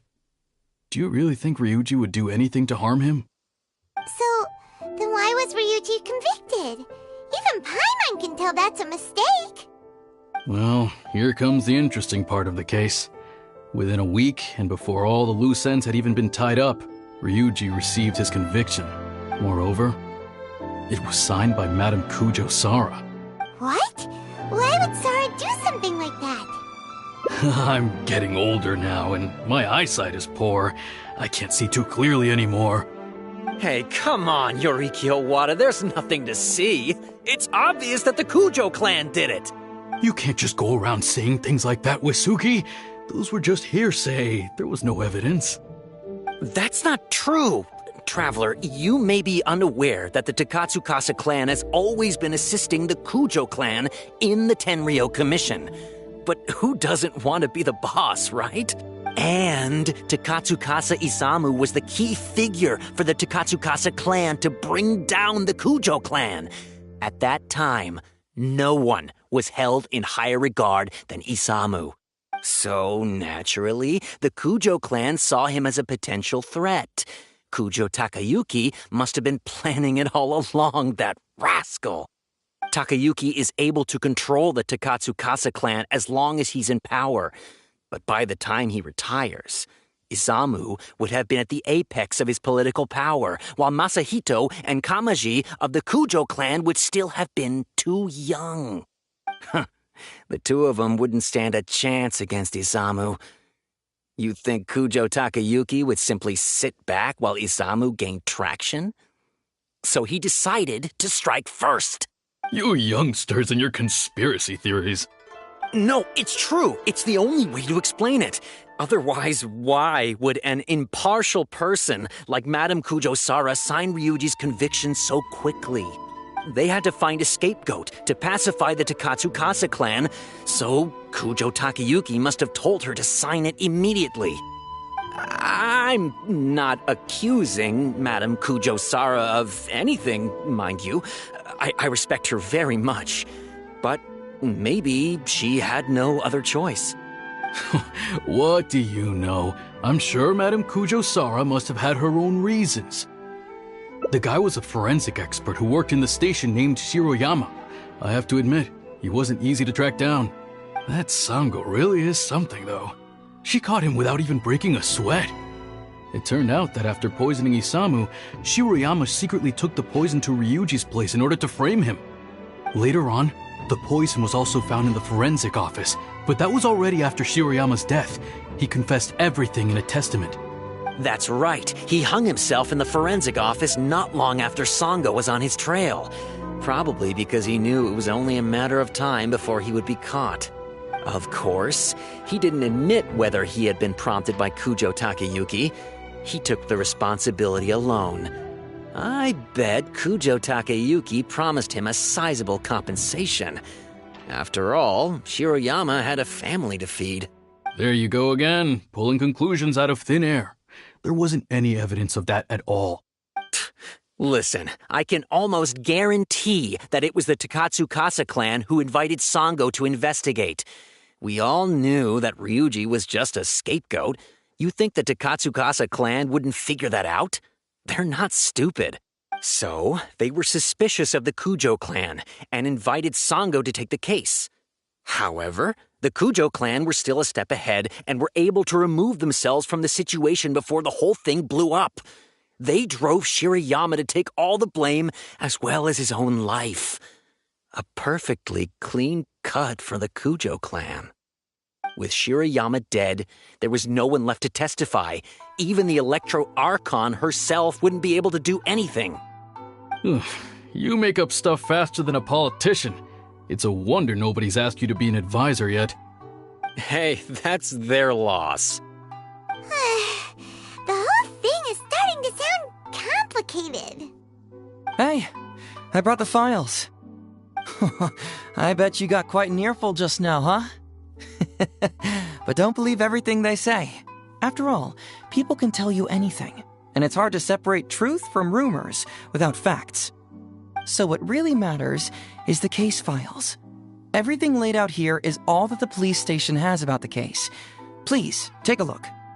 Remember, you may find many clues during an investigation, but not all of them are useful. And in some cases, the clues you will find will not only be useless, but downright misleading. Also, if a clue cannot corroborate anything on its own, you can always compare it with other clues, and maybe then you'll find what you're looking for. Okay, that should just about do it. I'm looking forward to your results. Hold on. What actually counts as a result? Usually, you need to find two things from these clues: a proven motive and proven means. Once you can confirm these two things, the criminal can be proven guilty. All right, you can go ahead and get started now. I look forward to hearing your verdict.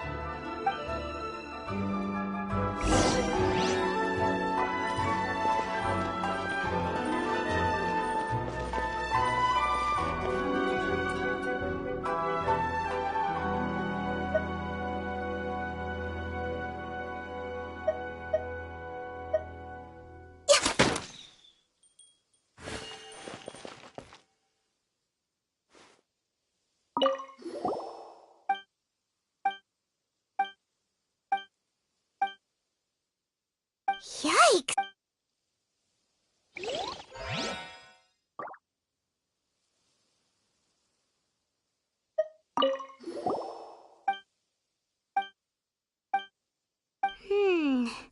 Come to think of it, Shiroyama was a forensic doctor. He could easily pull off something like this.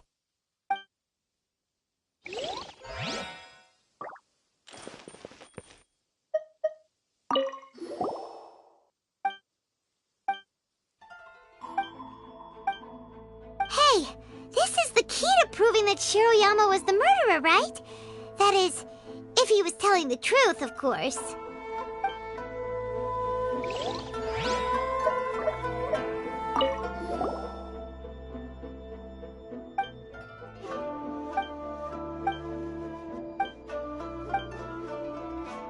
Takatsukasa Isamu seems like a thoughtful person, but something about the tone sounds weird.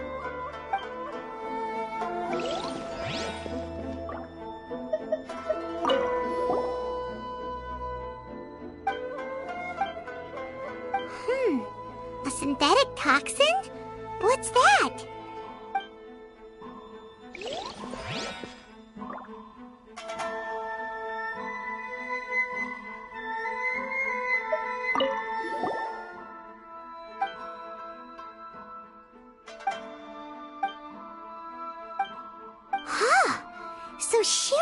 Shiroyama's conviction was also signed by Kujo-Sara, just like Ryuji's.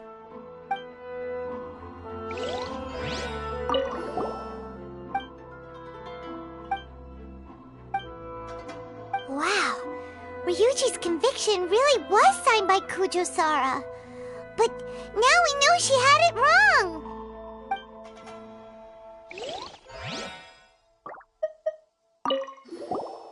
Huh?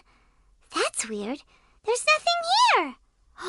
This must be some of the false information that Heizou told us to look out for.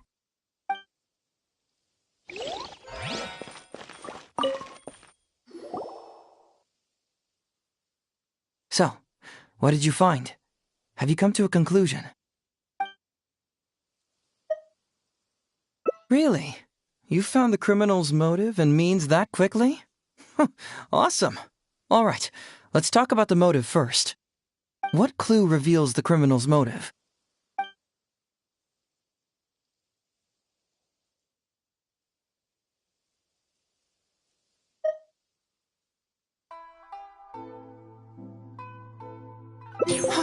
Excellent work. According to the victim's message, the two had deep conflicts. Although we cannot confirm whether the poison had been requested by the victim or not, it is true that Isamu used Shiroyama's family to blackmail him. Such circumstances could be enough motive for Shiroyama to commit the crime. But wasn't Takatsukasa Isamu good to Shiroyama? He even went to Shiroyama's house to bring health supplements. But maybe he didn't really bring health supplements. Maybe it was something bad. Is that what you think, Paimon? Well, we later found out that what Takatsukasa Isamu sent to Shiroyama's house was indeed health supplements. But if you consider the circumstances, what he sent wasn't important. What was important is that sending the supplements was actually a dangerous signal. Isamu was essentially implying, I can put anything in your wife's supplements at any time. If you really care about her safety, then get me what I want. So scary! Your assumption sounds like a real threat! You're not really that dark inside, are you?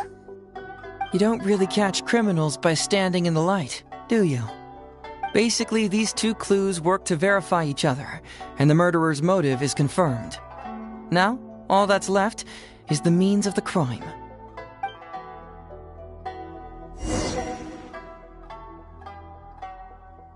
Next, which clue confirms the criminal's means? So, what did you find? Have you come to a conclusion?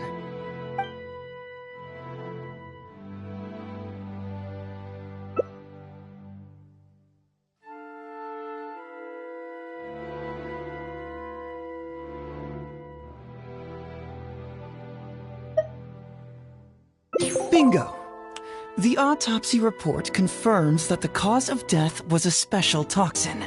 The testament indicates that Shiroyama used his position as a forensic expert to mix the toxin into the cold medicine taken by the deceased. But is that really the truth?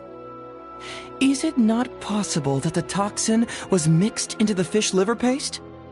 Well, according to the toxicology report, this white powder only dissolves in water. Neither rice nor the fish liver paste could be used as a carrier of the toxin. The cold medicine was the only option. Putting the poison elsewhere would not only fail to guarantee a lethal dose, but would also increase the chance of it being noticed by the deceased. Therefore, the means is also confirmed. Add that to the motive for the crime and... Whoa! So the murderer really was Shiroyama! Yep, pretty clear cut, wouldn't you say? Look, I really don't know what Sango is so suspicious about.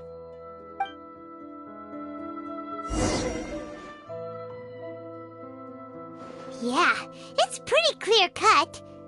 Huh. You could say it's almost too clear cut.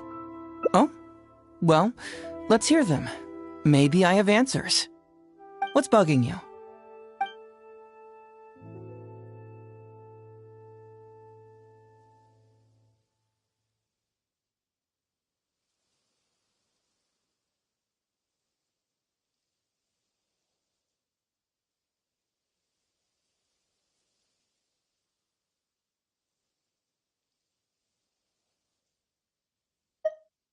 Maybe the report was wrong.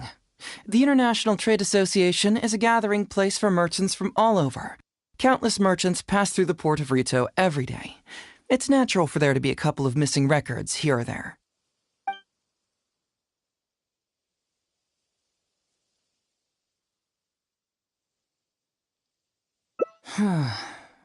This also puzzles me. Maybe someone doesn't want us being privy to the content inside, or maybe Shiroyama tore a bunch of pages out by accident. But regardless, this isn't essential to the case. Like I said before, a lot of what comes up in an investigation is irrelevant information. The crucial elements are Shiroyama's motive and means, which we have established. Very nice. Top marks for attention to detail. It doesn't have any real bearing on the case, but let me explain how that works for you. So, why would Madame Kujo-Sara sign one conviction sentencing Ryuji to temporary incarceration awaiting trial, and another conviction sentencing Shiroyama to death? You may have heard some rumors back at the station that when this case first came up, the Kujo clan higher-ups were in dire need of a scapegoat to keep the Takatsukasa clan off their backs. And poor Ryuji became the successful candidate. In less than a week, the conviction was drafted, sent to Madame Kujo-Sara, and signed. Allegedly, she knew what it was about as soon as she saw it, and signed it with no questions asked. But anyone who buys this story clearly doesn't know that much about Madame Kujo-Sara. She's the most principled person in the entire Tenryou Commission, for goodness sake. So, how would she respond to a case filled with unanswered questions and no confession from the suspect? Oh, you mean... Exactly. Before she signed it, she changed Ryuji's conviction from the death sentence to temporary incarceration. Ryuji escaped a disastrous fate without ever realizing it. Had Madame Kujo-Sara not changed his sentence, Sango would have been seeking justice for a dead man. Why was Sara so lenient with Ryuji? That's the wrong question. This wasn't about Ryuji, but Madame Kujo-Sara's principles. The conviction could have been for a Ryuji, a Guji, heck, even a Tanuki, and she would have made the same decision. Given the enormous pressure she was under at the time, I'd say she did the most she could. Don't you think? Pressure? Really? Was someone higher up putting pressure on Sara? The pressure came from all sides. The deceased was the leader of the police station and the rising star of the Takatsukasa clan. All eyes were on this case. How this became reduced to the unimaginative rumor that Madame Kujo-Sara convicted Ryuji under pressure from her superiors, I have no idea. Ugh. Rumors here, conspiracy theories there. Lies at every turn. Fortunately, Madame Kujo-Sara works in an open and transparent manner and pays no heed to rumors like this. She just rolls her eyes and forgets all about them. Just because she has never publicly clarified the truth doesn't mean she was hiding anything. So when I asked her about it, saying it was relevant to a case I was working on, she just told me how it was. Believe me, in this case, more than any other, I have checked every last detail. Well, I've answered all your lingering questions, and you've checked all the material the police station has, so what do you think? Case closed? Paimon still feels like something doesn't add up. But then again, Heizou did give us all the files the police station had. Ugh, this is annoying. I don't follow. Enlighten me.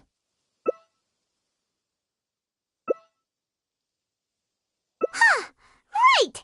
Why do you keep emphasizing police station every single time? You tell me. Why do I keep emphasizing police station every time? So we're finally here, huh? I was starting to think our investigation was about to end a little early. That would have been a real shame. Man alive, you finally saw through my little game. You're absolutely right. There is other information that the police station doesn't have. Reason being? It's my own evidence. And this evidence should help answer a couple of your questions more clearly. Why was the research log from the Office of Forensic Science blank? And where did the white powder come from? Aha! Paimon knew you were keeping secrets! Don't you have secrets too? No. Nope. Definitely not. Let's talk somewhere else. This isn't the best place for this discussion.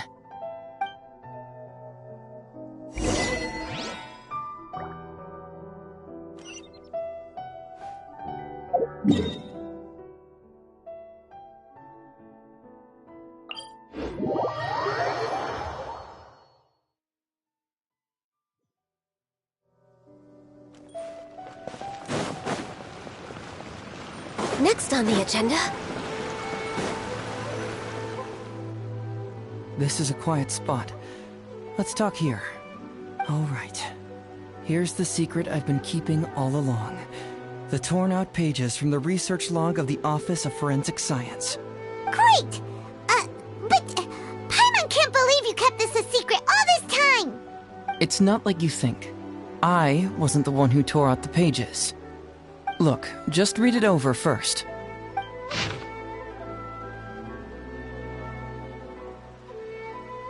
Finished? Do you see now? The method used by the perpetrator to commit his crime wasn't by putting the white powder in the cold medicine.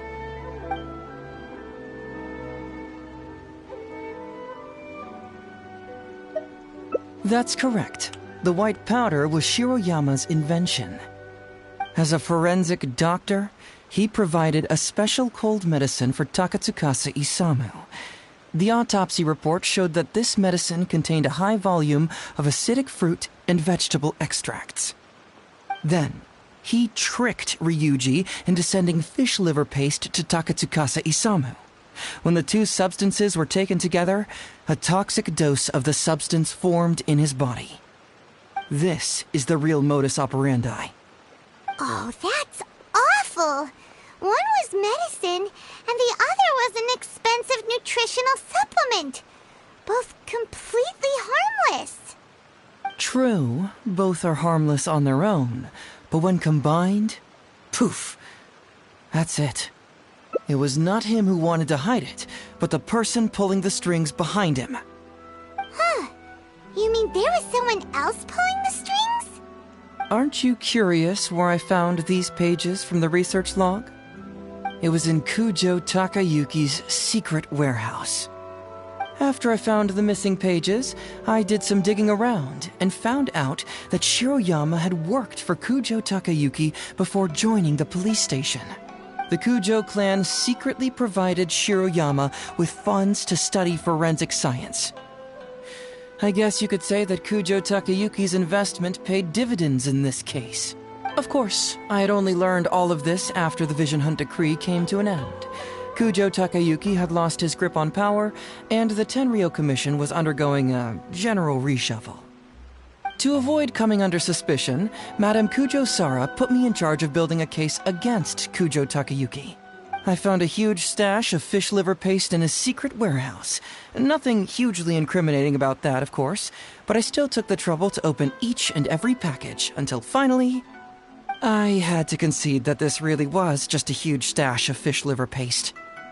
But then, underneath the floor tiles where the fish liver paste was stacked, I found a secret compartment with this torn-off research report lying inside.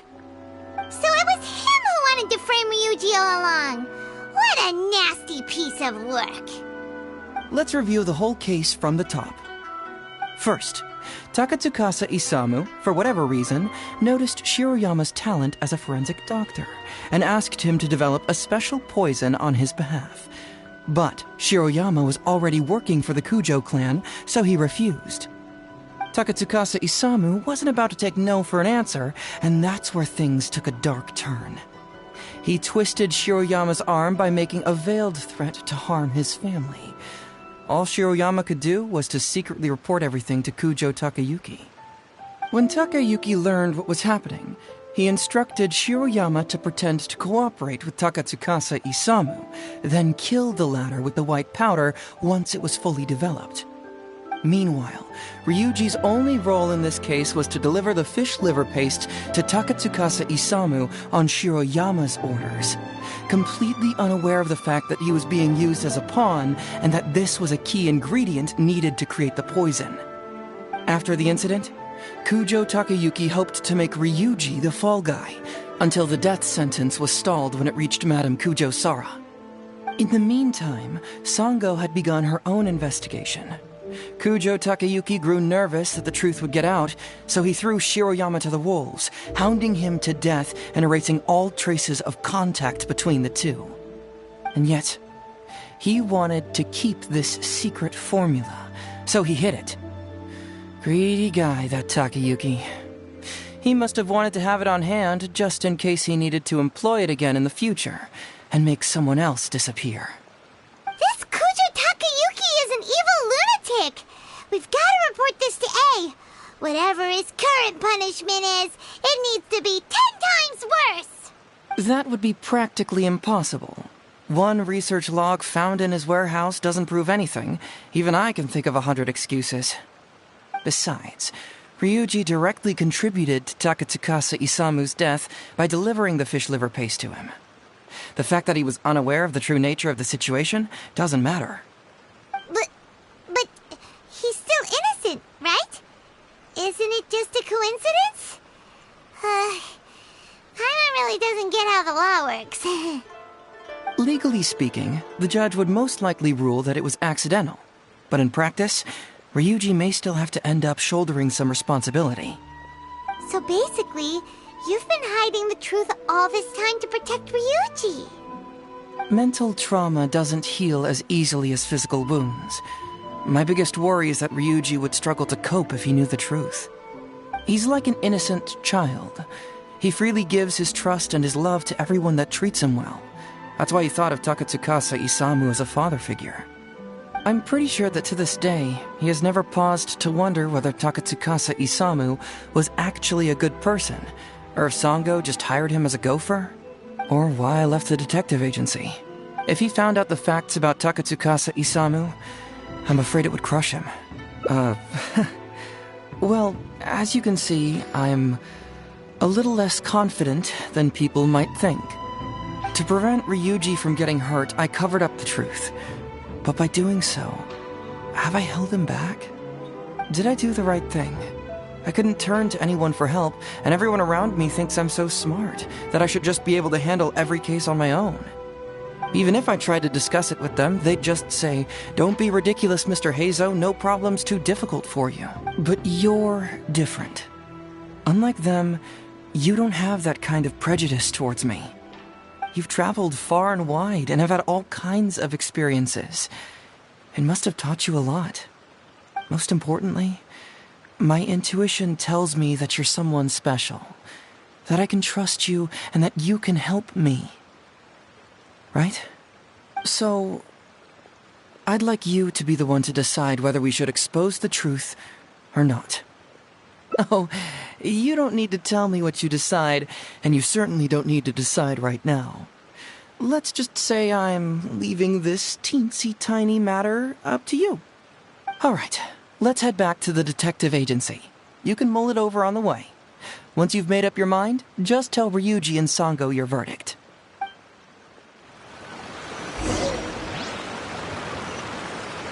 We're way behind schedule.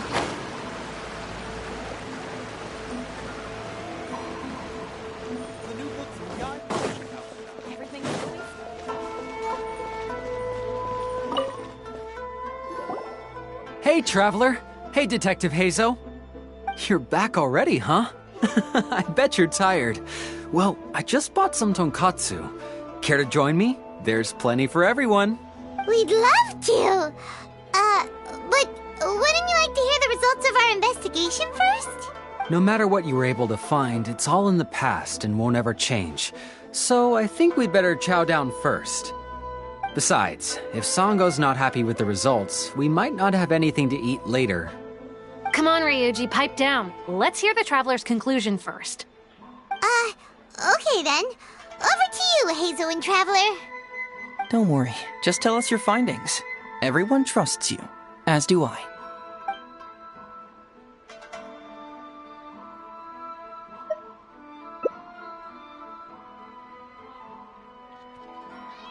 How? How could this be? Huh. So, that's what really happened? Ryuji, I know it's hard to accept, but... Wait a minute. Sorry, I have quite the stomachache. Sango, can I take the day off? Sure, of course. Take the week if you need it. Oh, Paimon hopes Ryuji will be okay. I didn't expect things to turn out like this. Just give him some time to himself. I think he'll eventually come to accept it. I'm still a little worried, though. What if he doesn't come to work tomorrow? Then we'll go to him. Don't you worry about that, Sango. You need some time to process all of this, too.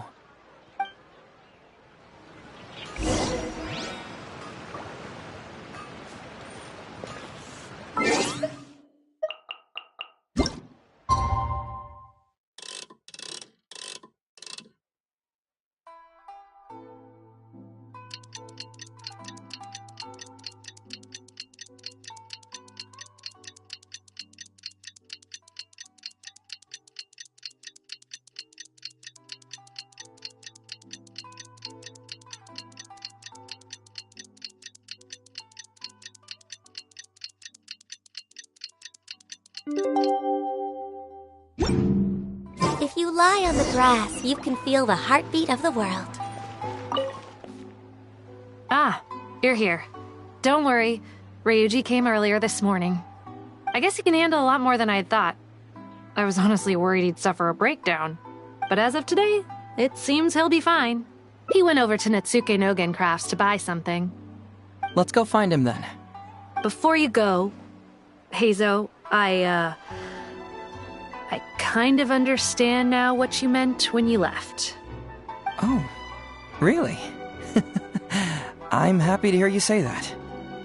All right, time to find Ryuji.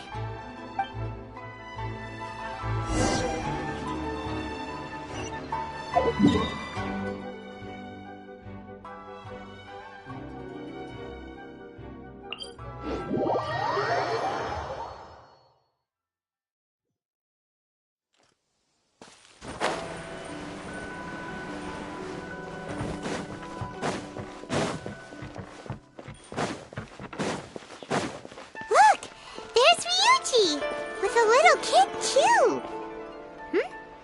Is he buying our toys?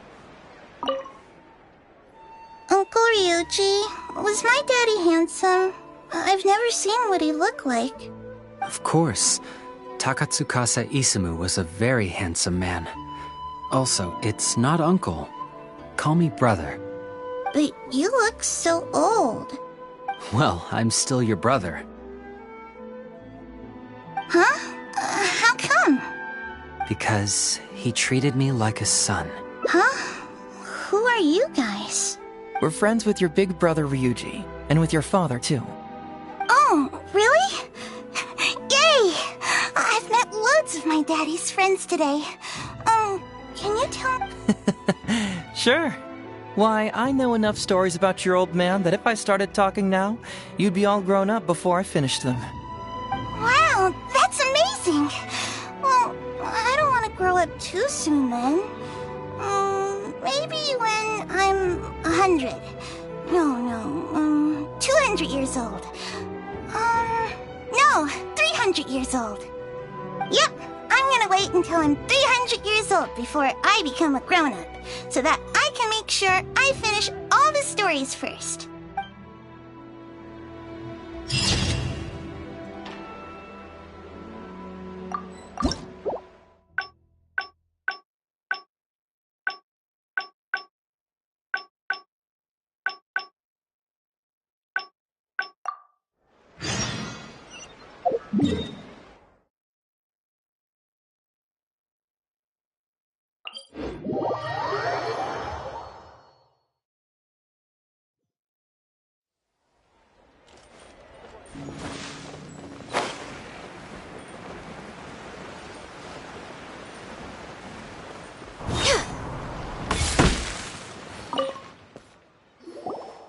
Hey, traveler! Hey, Detective Heizou. You're back already, huh? I bet you're tired. Well, I just bought some tonkatsu. Care to join me? There's plenty for everyone. We'd love to. But wouldn't you like to hear the results of our investigation first? No matter what you were able to find, it's all in the past and won't ever change. So I think we'd better chow down first. Besides, if Sango's not happy with the results, we might not have anything to eat later. Come on, Ryuji, pipe down. Let's hear the traveler's conclusion first.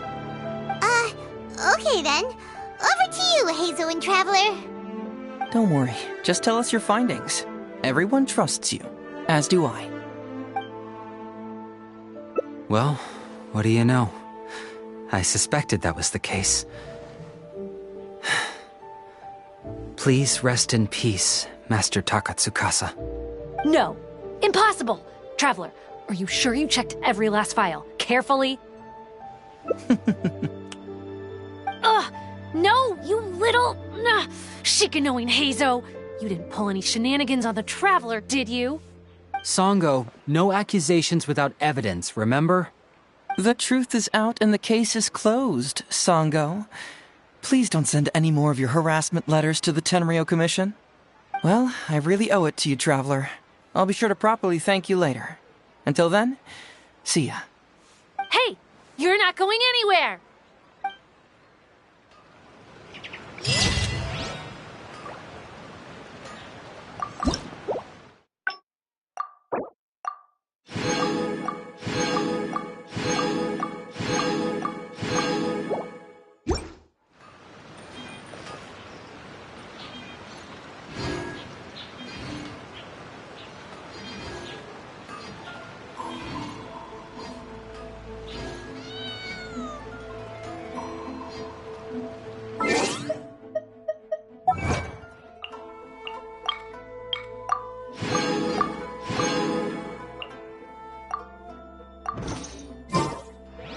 It's so nice to